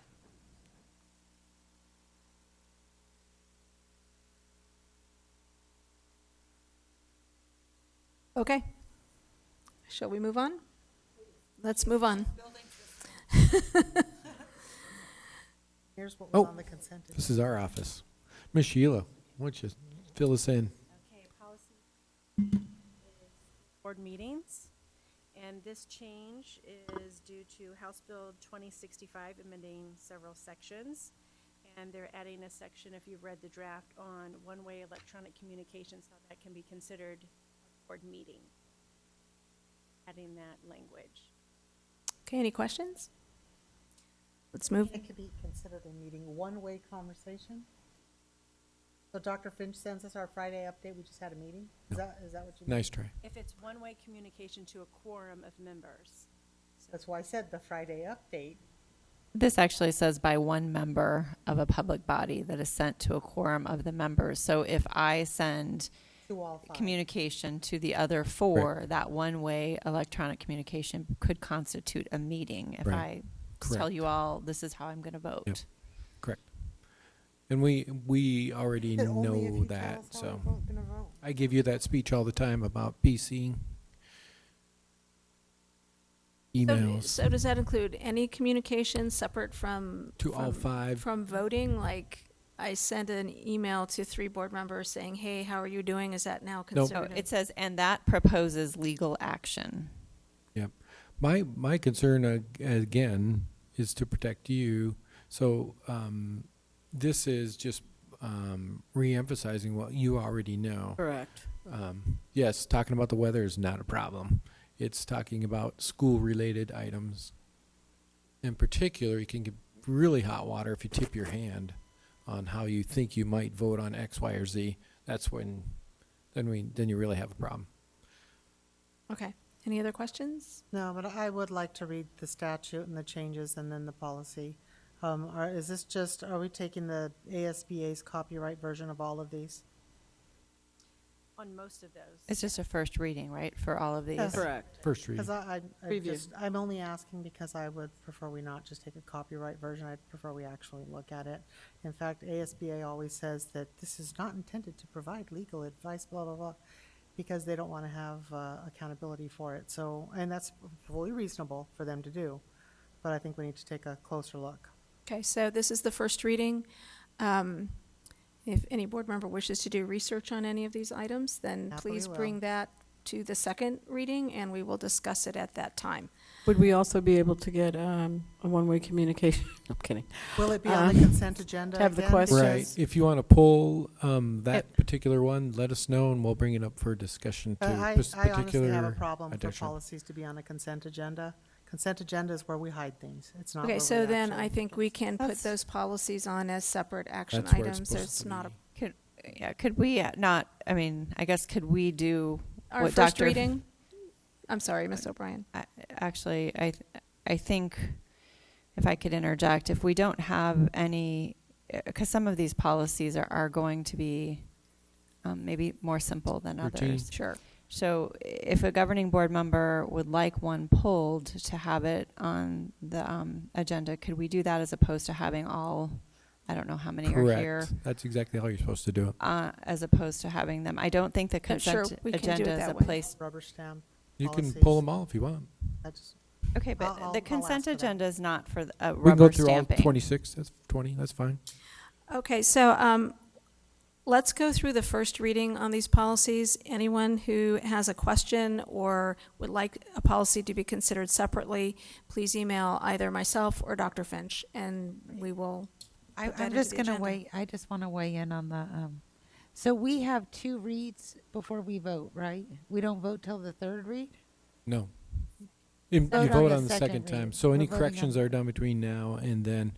And if you want to pull it from, let's say you want to Okay, change it. I would say If since you we're want to change reading- it, then you notify the board president or myself or Ms. Sheila, and we can Okay, I pull would- it for changes. Well, in the interest of getting home before 2 in the morning, I would say if nobody's recommending any changes Correct. after reading them tonight, we've already let the public hear it. That's why Yep. we're And they're posted. doing this exciting presentation for all. Yes. And so I would say if anybody has a suggested change, or even if it's not one That's- that we've discussed tonight, but like I go home and I think about this because we're hearing Correct. so many, then I'd say we don't put those on the consent agenda. But That's what I said. Correct. but I don't think we should sit here and read policies that we all agree on a second time because I don't even know that I could take it. No, I think we just need to get through the Okay. first reading of all of these policies. Anyone who has a question, do their research, notify myself or Dr. Finch, and we'll go We could forward pull from it- there. we Pull could it pull from it the for an agenda. action So, item as next time. in the spirit of that, let's go to 8C, BEDF. Department also, policy BEDF, voting method. It is now clear in law that each individual governing body member must vote and each individual member's vote recorded in the minutes. ASBA recommends instituting a roll call vote to ensure this is accomplished. Makes sense. Okay. Go on. Thank you. DICA. President Frank, members of the board, Dr. Finch, this policy falls within our area. This is a revision to the policy that we first read back on August 14th. This just adds a component that was already included in another policy that was also first read back on the 14th to provide some additional information about percentage of dollars spent, which we already have posted on our website. So we are suggesting accepting the ASBA recommended language for this policy.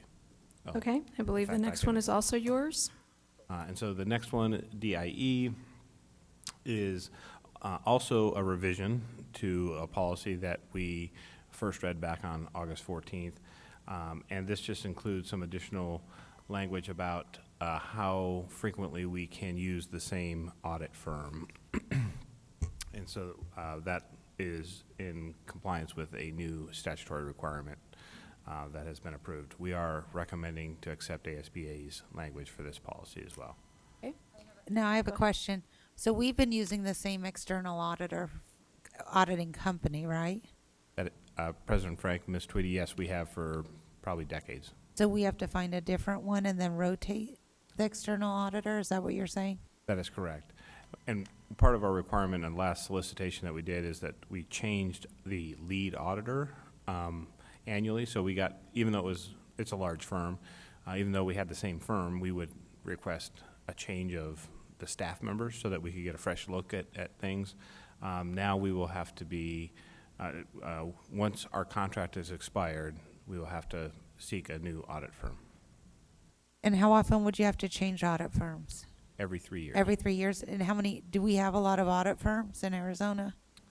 There are a handful that do municipal auditing, but it's a very few. It's three that I can think of off the top. Well, that was what I was thinking. It was a smaller number. So we're just going to have to every 3 years go 1, 2, 3, 1, 2, 3. Yeah, Yes. we're gonna. This is Scottsdale again. Yeah, I think we're gonna have to wait to see how that unfolds. Okay. Board policy DJ. This is also a revision to a policy that we first read on August 14th. So it's a first reading revision, and this includes some additional penalties, again related to purchasing. And I did want to note that policy DJ is not the copyright policy of ASBA, but we are incorporating their recommended changes into policy DJ with this first reading. So we have our own policy DJ on purchasing.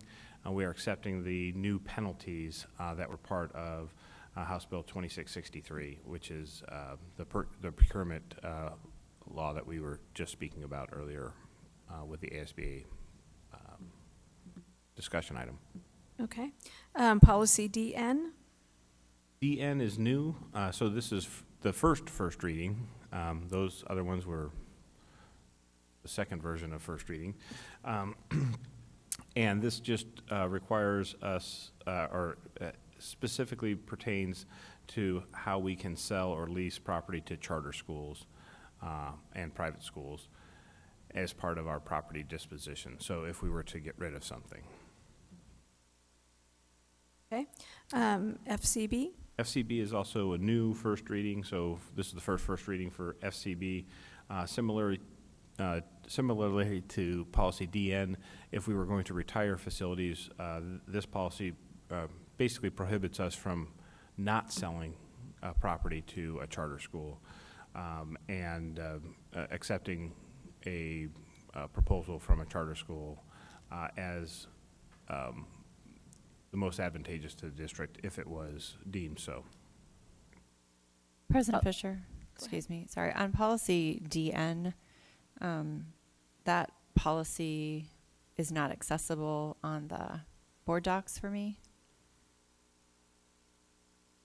Item number G, I don't know if anybody else was clicking on it and is having, there's an error processing. So just in order for me to review it, it'll have to either be emailed out or. Yeah, or we can reload it maybe too. Or reload it, that's fine. Thank you. Okay. Which number is that? It's letter G G. or DN, policy DN. Thank you so Okay, much we'll for that. reload it. I appreciate it.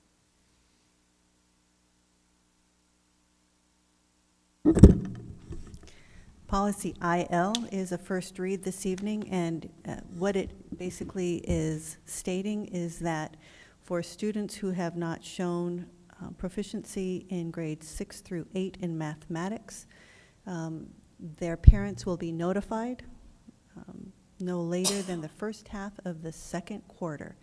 This would be similar to the letter that we send home to parents when we have a concern about move on when reading. It's now for mathematics in 6th through 8th grade, and we accept the ASB recommended changes. Is that, sorry, Dr. Galligan, is that, we only do that in 6th through 8th grade? President Frank, Ms. O'Brien, this will be the first time for this, and it would be only for 6th through 8th grade at this time. Thank you.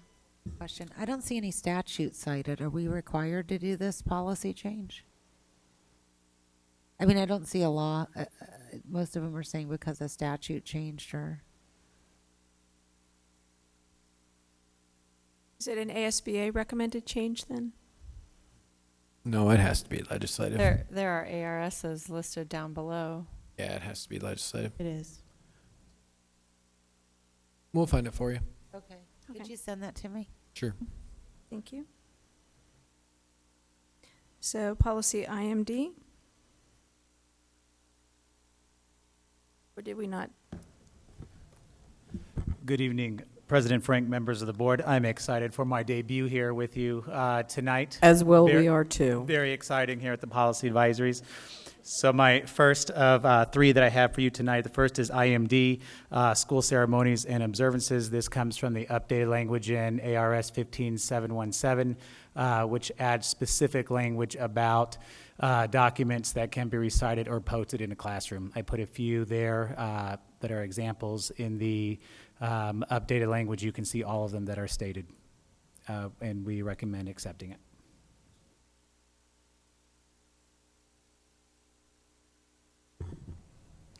Policy JEB, entrance age requirements, pretty much just says that if we have enough students whose parents have chosen half-day kindergarten, that we will provide a half-day kindergarten classroom. We accept the recommended language changes. Typically, we have a handful of kindergarten students across the district who start with us half-day, and it truly is just a handful. And generally, by parent-teacher conferences, parents have enrolled them full-time, but we will accept this recommendation. Policy JICK, this one has no real change other than the title. So if you'll notice the prior title, it was violence, harassment, intimidation, and bullying, and now it is being retitled to bullying, harassment, and intimidation. But not violence.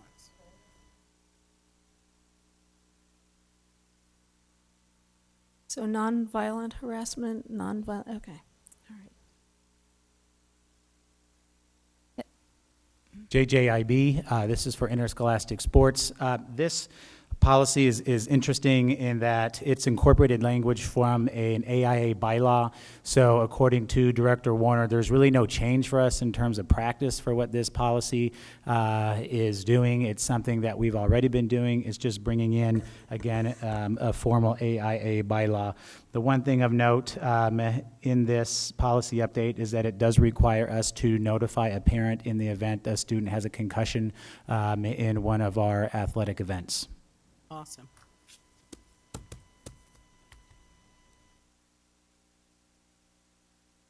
Policy JL is the second time we've brought this back to you as a first read.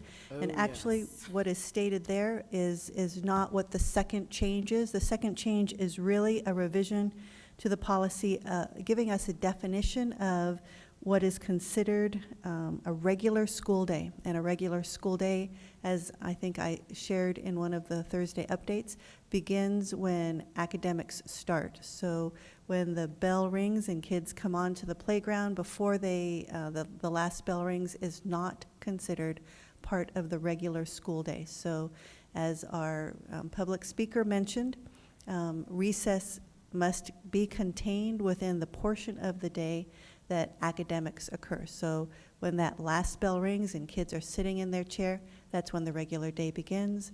And when the bell ends and kids are leaving, that's when the regular school day ends. So begin and is what this revision indicates. Dr. Galligan, I'm just a little confused because we're looking at something about sunscreen. That's why I said that was not reflective of the actual change, and we'll get that cleaned up on here for you. Oh, okay, so we're not adding sunscreen to anything. This is just an error. No, super glue is actually back in style. They put that in to see which board members were still paying attention. Right, but there actually are, because there was a first read last there meeting, and this is a first read with different changes. Yes. Right. We have to This slide doesn't consider match. them all. So the sunscreen is Right. a change. It is. Right. Yes. It's just that we looked at the sunscreen part of it 2 weeks ago. So is the change that was added this time, Dr. Gallen, the recess definition on page? The standard school day. Yep. And Both then the day. also the sunscreen. Which would be used Can you at just show recess us during what the that looks standard like school with day. both? It's It's attached. Okay. it's an attachment, yeah. Okay. correctly. Okay. The slide just doesn't match. Yeah. Okay, so we'll take a look at it on board docs. Yep. And Okay. we accept ASBA's recommended language changes.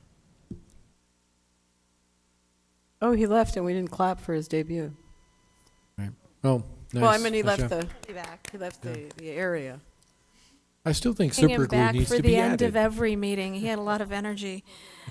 Okay, so JLCB-E.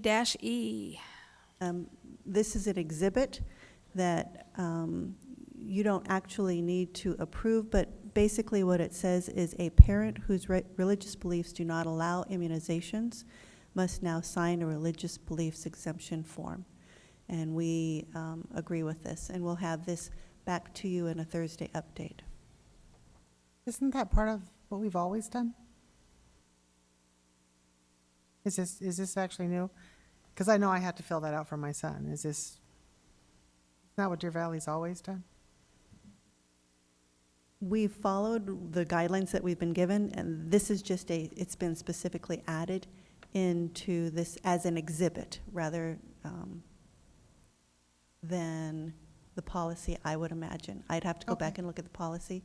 The exhibit, though, is the actual document itself that a parent would The new sign. form. It's the form. So we're just changing the form. Well, that's why I asked, because Right. I immunized my son on a different schedule since it was damaging to him. And so I had to fill this out because he was always on a different schedule. So it's just an update. Exactly. Okay, thank you.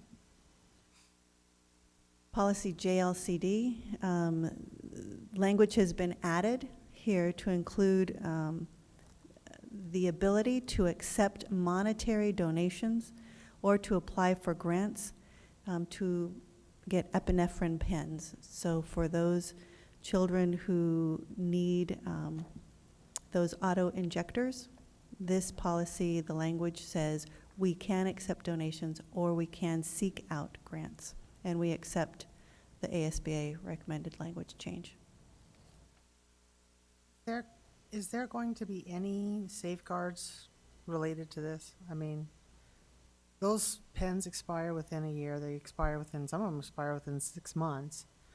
I mean, I guess that could just be written in an AMG. President Frank, Ms. Fisher, that could be written in an AMG. I know our nurses keep up with that because that is very much their responsibility and their job. I'll look into that and put it in an update just to show you what we are doing currently. I just want to ensure we're not putting something into policy that would create a liability. I mean, we need to get them for the kids. Right. So do we need to just make sure there's an indemnity in here or something within our policy? I don't know. Okay. Thank you. Okay, thank you, Dr. Galligan. That brings us to the end of the first read and to our discussion items. So 9A is the public records request process. That's you, Dr. Finch. If you could please provide some clarification to that Sure. for us. Actually, Monica, being our communications person, has a little update for you and kind of fill you in our process. All She's the right. one that handles that. Thank you, Monica. Not as excited as Gary. It almost sounded like she said she wasn't as excited as Gary. Yeah. Gary's just But- very excited back there. Look at that grin on his face. But nevertheless, President Frank, Superintendent Finch, and governing board members, I have attached 2 documents for your discussion. One is the AMG, or Administrative Management Guideline, which is our process for collecting public records. And the other is the policy regulation, which we follow as well. So when we receive a public records request, the person fills out an online form, and then we begin to fulfill that. If it's email, we have had the practice of notifying staff or governing board members who have had their emails requested.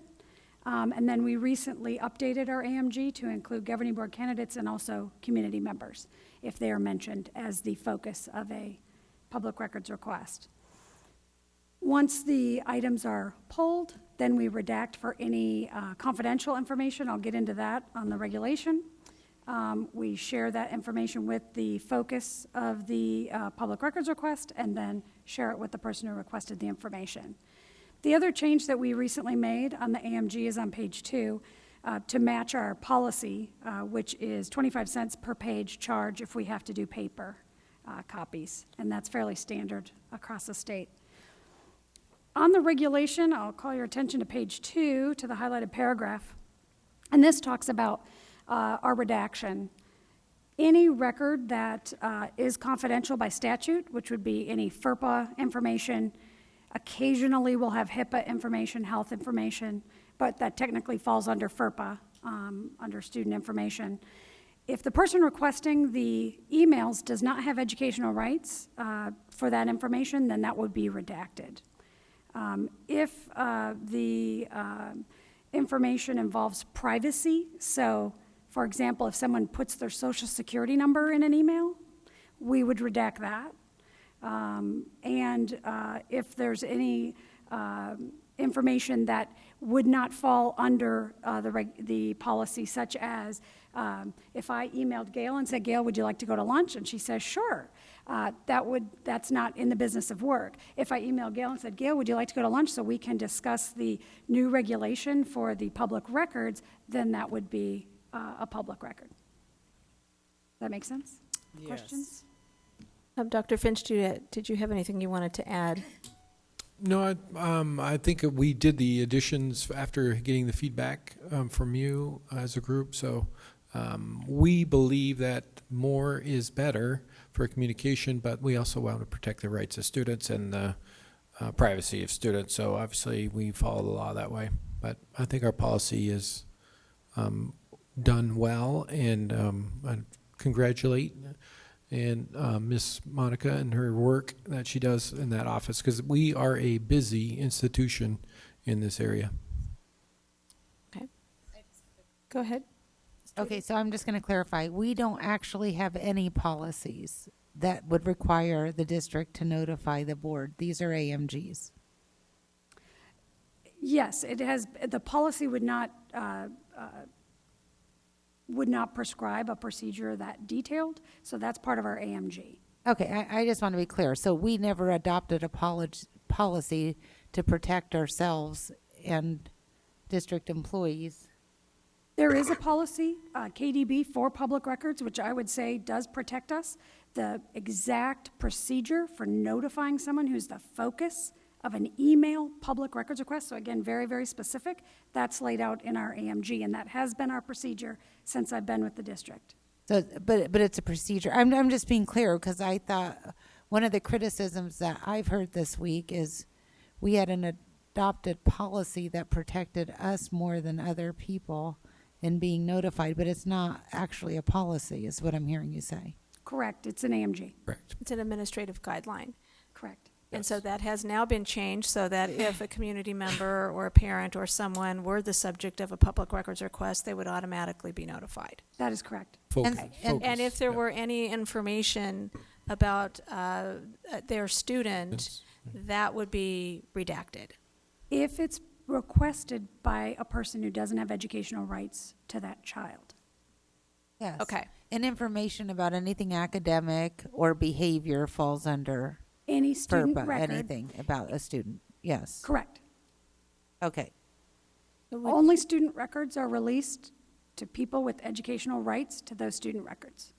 And that's federal. That's the thing. That Correct. basically We follow complying federal with law. federal law. Correct. Okay. Public records in general, it is not our exclusive policy that we give out public records. Correct? It is the Federal Freedom of Information Act. Yes, and then we also have our district policy, KDB. Right, but it's based on the fact that we are federally mandated that we have to have open records.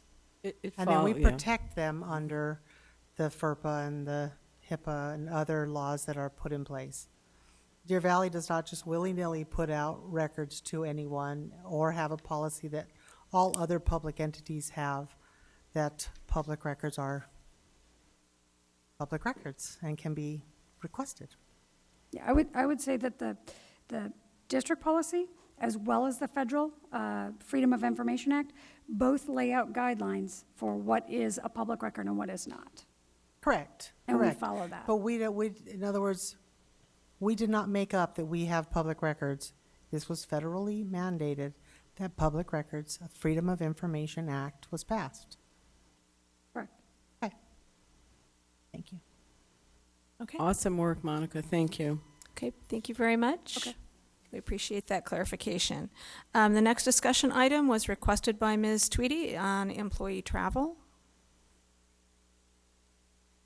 I'm just going to bring up my two concerns. I don't want to, every time employee travel comes up, I don't want to turn it into a 3-hour debate. I just want to say for me to be comfortable on voting yes on travel going forward.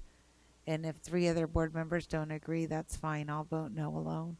But I need a budget and we need to adhere to it. I think we should set a dollar amount and we should stay under that dollar amount. And I also think we should put a limit on the amount of trips we approve for one specific employee, because we have paid money for certain employees to go on numerous out-of-state conferences and then they resign. And the argument I'm hearing is our students are getting this benefit, our employees are getting this benefit. No one's benefiting if they walk out the door after we send them to multiple conferences.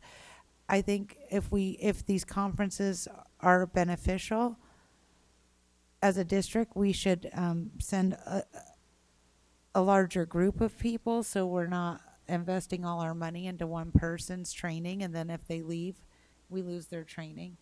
So I would just like to see us put some limitations on the amount of conferences one person can attend a year, and set a dollar amount and live within that dollar amount. Okay. Any other, Mrs. Fisher? Well, I guess my question is really for Dr. Finch. When we originally started talking about travel, I was pretty sure that we had requested that we actually have a plan. A plan of, this is important for my department, this is important for my school, this is important, so that it's, did that, am I just thinking I dreamed it or something, or did it just not come about, or, because I really don't remember, but I seem to recall we had requested We did that. have a request from a couple board members to do that, yes. And I promised you in a Thursday update that when we get, I've had this debate for 16 months about, philosophically, I don't agree with that for many reasons, but we did cut it 30%. You don't agree with what? But what I want to do is compare us to our peers. I want to compare us to like districts that are our size, and then so I can talk intelligently. What I want, and that comes out in October, according to Mr. Migliorino. That'll help me give me some parameters. I don't disagree with the concept of budget plan, et cetera, but when an employee walks, quote unquote, out the door, in general, employees walk into our door with the same scenario as well, so they come and go. But in general, when someone comes back, they are required to be the trainer of trainers, especially if it's important PD that we're going after. So rarely does it sit in one person's head and never gets out to the population. So I don't disagree with you, though, that we need to have some kind of a plan. I would like to see if a number that the board chooses. Like I said, we cut 30-40% last year. If that's the magic number, I would like to. You told me it was. Yeah, it turns out 30, it's more and it than, just became 40. I think it was more than I was What being. is the number? I was being safe the first time I mentioned it. It's actually greater than that. But my point is that once we decide what the number is, so let's pick that number. You pick the number. I don't care what the number is. You pick it. We'll aim for it. But my point is, I would like to have departments and the cabinet level, for example, principals, be allowed to stay under that number, but allowed to horse trade, for lack of a better term. If you have something that's important and big, you say, well, can I borrow dollars from your budget so I can get this PLC training for my building, and next year you can have my dollars, whatever that month. Rather than saying each department gets X, because I just don't agree with that philosophy. It doesn't work with principals. It doesn't work with campuses. Dr. Finch, that's not what I'm asking you for. What I'm I know, saying I is, know what you're asking. and my concern is, if we just gave you a number, we don't know. Right. I don't want to say you all get a number of X, and Right. then Gail needs That's why I need X data. plus X plus X, Right. and and Jim needs only X, and Right. and Gail's Jenna making a needs half of X. souffle and That's what I'm Jim saying. is- And We Jim wouldn't wouldn't. know. So I need data before I can give you a good example. I would like to know what Yeah. what the district needs versus us just Sure. saying. So when would be a reasonable date to have I you think report it's, this he to said us? it came in late October. We can fish it out of other districts, and then I can compare and say, hey, we're way out of budget, or we're normal, So or this how- is way under budget of what we spend on travel, for How example. are we getting this from other districts? I mean, there's not a report that comes out for district travel.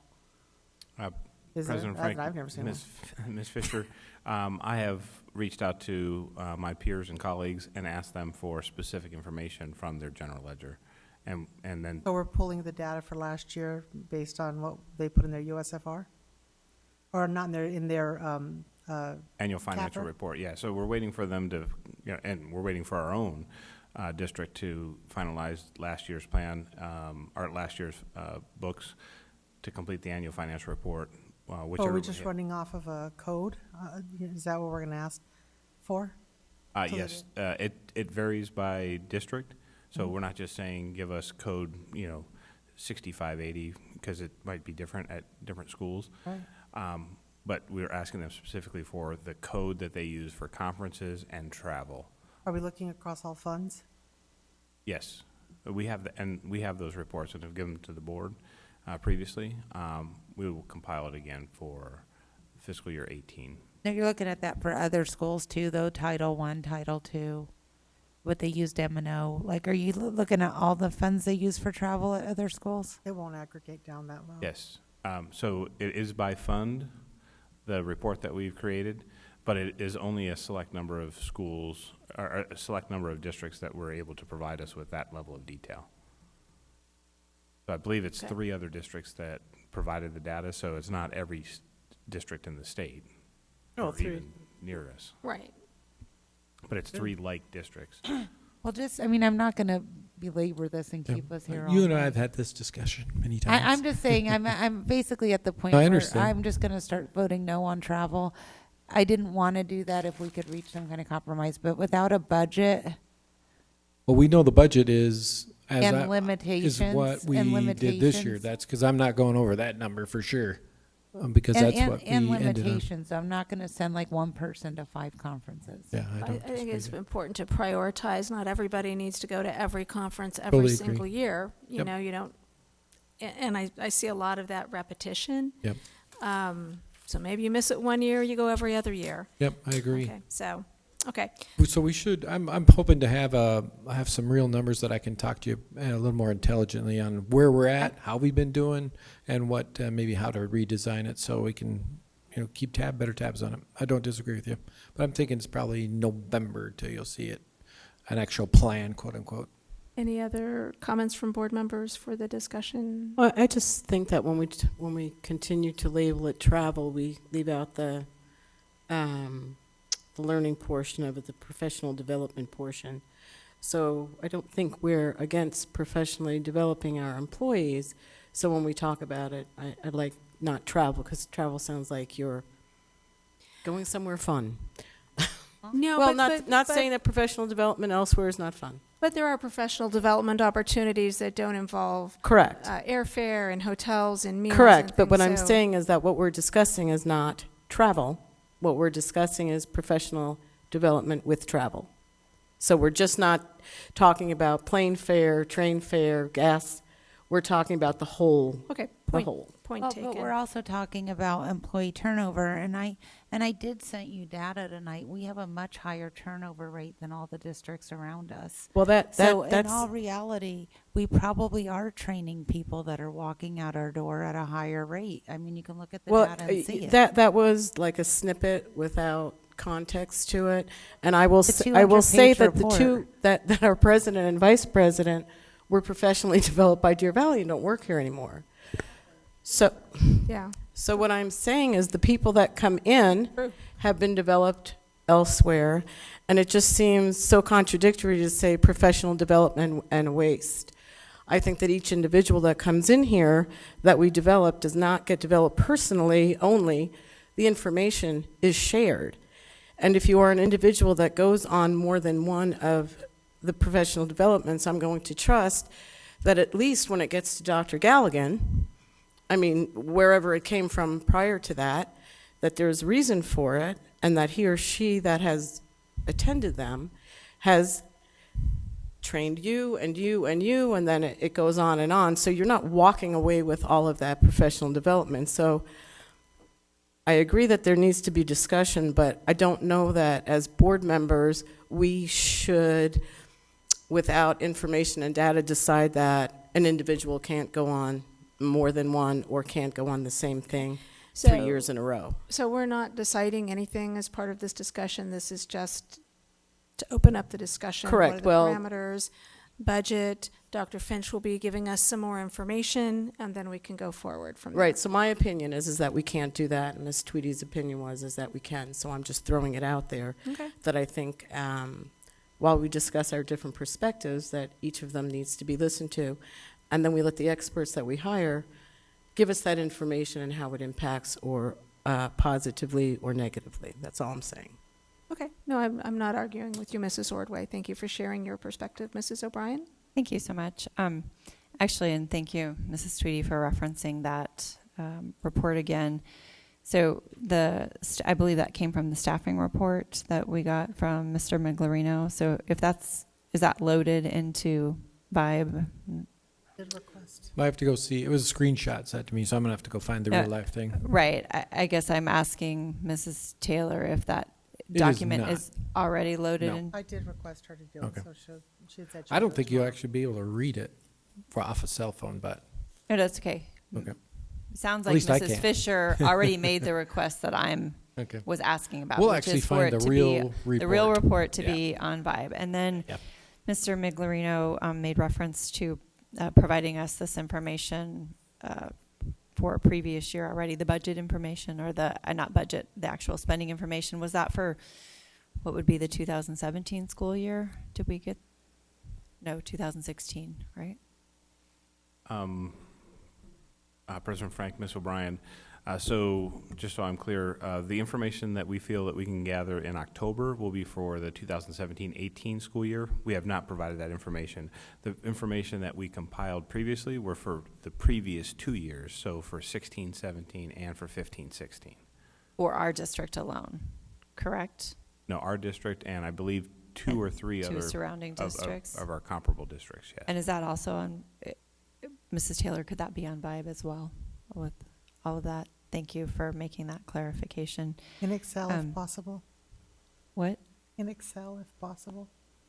It's just easier to analyze. Oh, is it? Yeah, it wasn't raw No, data. it was a physical report. I remember seeing it. I believe I think it was in PDF form, but it was an Excel file that created it. I remember seeing it. And my concern surrounding or after the comments that I've heard this evening is that if we can't have this discussion till November, does that mean that the board members intend to put the brakes on professional development until then, or are we in agreement that because we can't actually have the data for the governing board to make decisions going forward, that we're going to continue to move forward at the on professional development and professional development with travel? I believe that's what Ms. Tweedy was saying. She's going to vote no. So are you Until- voting no until November? Is that what you were sharing? Till we can actually get the data well- from our comparable districts? I mean, that's 4 months of traveling. I'm not going to send anybody, I'm not going to vote to keep sending the same people that like 4 and 5 conferences a year. That's Right. not a good Yeah, our use of administrators and taxpayer principals funds. I'm keep a just tab gonna on vote that. no. If it's, I want to set a dollar amount. Could Dr. Finch, could you provide us the number that's in the budget currently for the district right now? Is there a number? I think what I prefer is what we spent last year. So we did significant cuts last year. So I'm going off of that number, and that's why I need to have data to show now that we cut it X, Y, or Z %. Now, where are we in relationship to our peers? Are we way below? Are we way above? Do we still need to cut more? And that gives us something to have some discussion around. But from now, we're speaking, speculation. So Mr. Miglino would have the actual number that we would have for this year. But I think in general, if we aim for the number that it was this year after the significant cuts, that's probably where I'm starting from. Okay, so could we see that number in Sure, Thursday's we can update? get that for you. Mr. Yep, what we had last year. Miglino, did you calculate how much we cut off travel? Like, is it 20%, 30%, 40%, 10%? President Frank, Ms. Tweedy, we haven't finished accounting for all of last year. So if I were to quote a number right now, it would be a projection. So, but I think it stands. I think it's going to easily be, in the 20% range. But I have not calculated it at this point in time because we're not done, and there's still some adjustments that are being made. In fact, we're running the last voucher for last fiscal year. We ran it tonight, so we don't have all the accounting taken care of. There's a lot of things that sometimes come on P cards, a lot of travel and things of that nature. And P cards, there's always a delay on processing for those. So we'd be hazarding a guess right now if we were to quote something. Okay. I did look. If you're anxious to see the report, if you're in the board landing page of Vibe and just type in the word travel in the search field, it comes up. So as the very top item, the actual report. Okay. Thank you, Mr. Miglino. Anything further on this discussion item? Thank you. Then we'll make the last item brief. It was the board communication plan. Mrs. Fisher had a request to put this on the agenda as a discussion topic. It's somewhat, I know we had made strides last year, and Mrs. Fisher was instrumental in developing that. It somewhat fell by the wayside. There was a lot that went on last spring. So I'm opening this up for discussion with the board as to we want to revive this. If so, who wants to be responsible for what? For which communication to employees? I put it together just based on our meeting. This wasn't anything that I did. It was right. It was we as a team, all five of us said this is what we were committed to doing. I would just like for us to continue to do these things. I was when we went back to school, I know Ms. Ordway made the effort to go to each school. She changed her schedule. But I was somewhat leery. I wanted to send an email to all the board, or to all of the principals, and I seem to recall that was kind of what it kind of caused angst in the past, and so I didn't. But I felt really bad that we did not send something to welcome back all of our employees. I know we got a lot of positive feedback. Our employees, I believe, need to know that we're here for them. We're not here for our own personal glory. We're not here for our own personal agendas. We're here to support them. We're here to make positive decisions. We're here to provide good oversight so that we support our taxpayers. And I just felt just a sadness in my heart that we did not welcome our entire staff back. I like the way we did it, where we all took turns. One of us wrote, then the next one, then the next one, and now I don't know if that's going to constitute a meeting if we do that. I don't know. I like the way we did it. We for once came together as a team of 5, and we all agreed that we are going to send out correspondence, and we made sure it was positive, and each of us have a different style of writing, so they received a letter or an email from each of us in that style. At least that part, if we could just bring that back, I would really appreciate it. Okay, any objections? Nope. Okay, so I think probably the next opportunity would be what, fall break?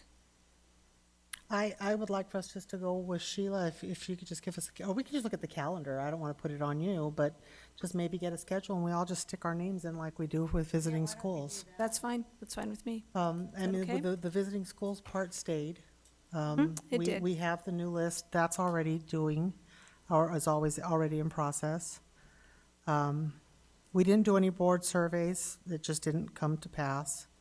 We did do the board ethics. So some of these are already done and can be checked off. This can be updated. Some of these I thought were really good ideas, but logistically, we just never got them moving forward. And I would just like to see us come together as a team. And I don't know, I know the board will most likely change in November in some way or another. But I would like for whoever takes these two seats, whether it's Miss O'Brien and myself again, or whether there's two completely new people here, I would like for us to have a structure so that they can kind of step in and be pulled into the group and become a part of this type of community and provide a positive to everybody, I guess. Okay. All right. Thank you, Mrs. Fisher. Any other comments for the good of the order? I'll make Anything this anyone would quick like to because I add? think we're almost done. Did you cross off the board talent show so we don't have to do that one? No, actually, I still want to do, not the talent show, but Dr. Finch, did we ever look at that art show? I got my guitar here. Like the art show? No. We did discuss we did. possibly having all of our art teachers, all of Deer Valley employees bringing forward some kind of whatever art they want to share. And just Oh, having just the like an art teachers? show. No, everybody. I know. I have You some might have employees and costume board designs. members too. I have some costume designs from my previous career. You might have a maintenance guy that does beautiful woodwork, or a custodian who is a great seamstress. You could be anybody. Anyway. Mr. Migliorino did the report for us, or printed it for us. That's how fast he is. Fast. And in Faster Jim and Taco Bell. Well, I'm going to go home and take out my magnifying glass and look Here, over I'll this lend her before I mine. go to bed. One All year's- right, so 1 year's on one side, Easier 1 year's on the electronically. other. future meetings and dates are posted. I need a motion to adjourn the meeting. So moved. Second. All those in favor? Nice try. Aye. Any Aye. opposed? Okay. Meeting is adjourned at, before 10 o'clock. Nice. Yay us. Make sure you sign my contract before you leave. I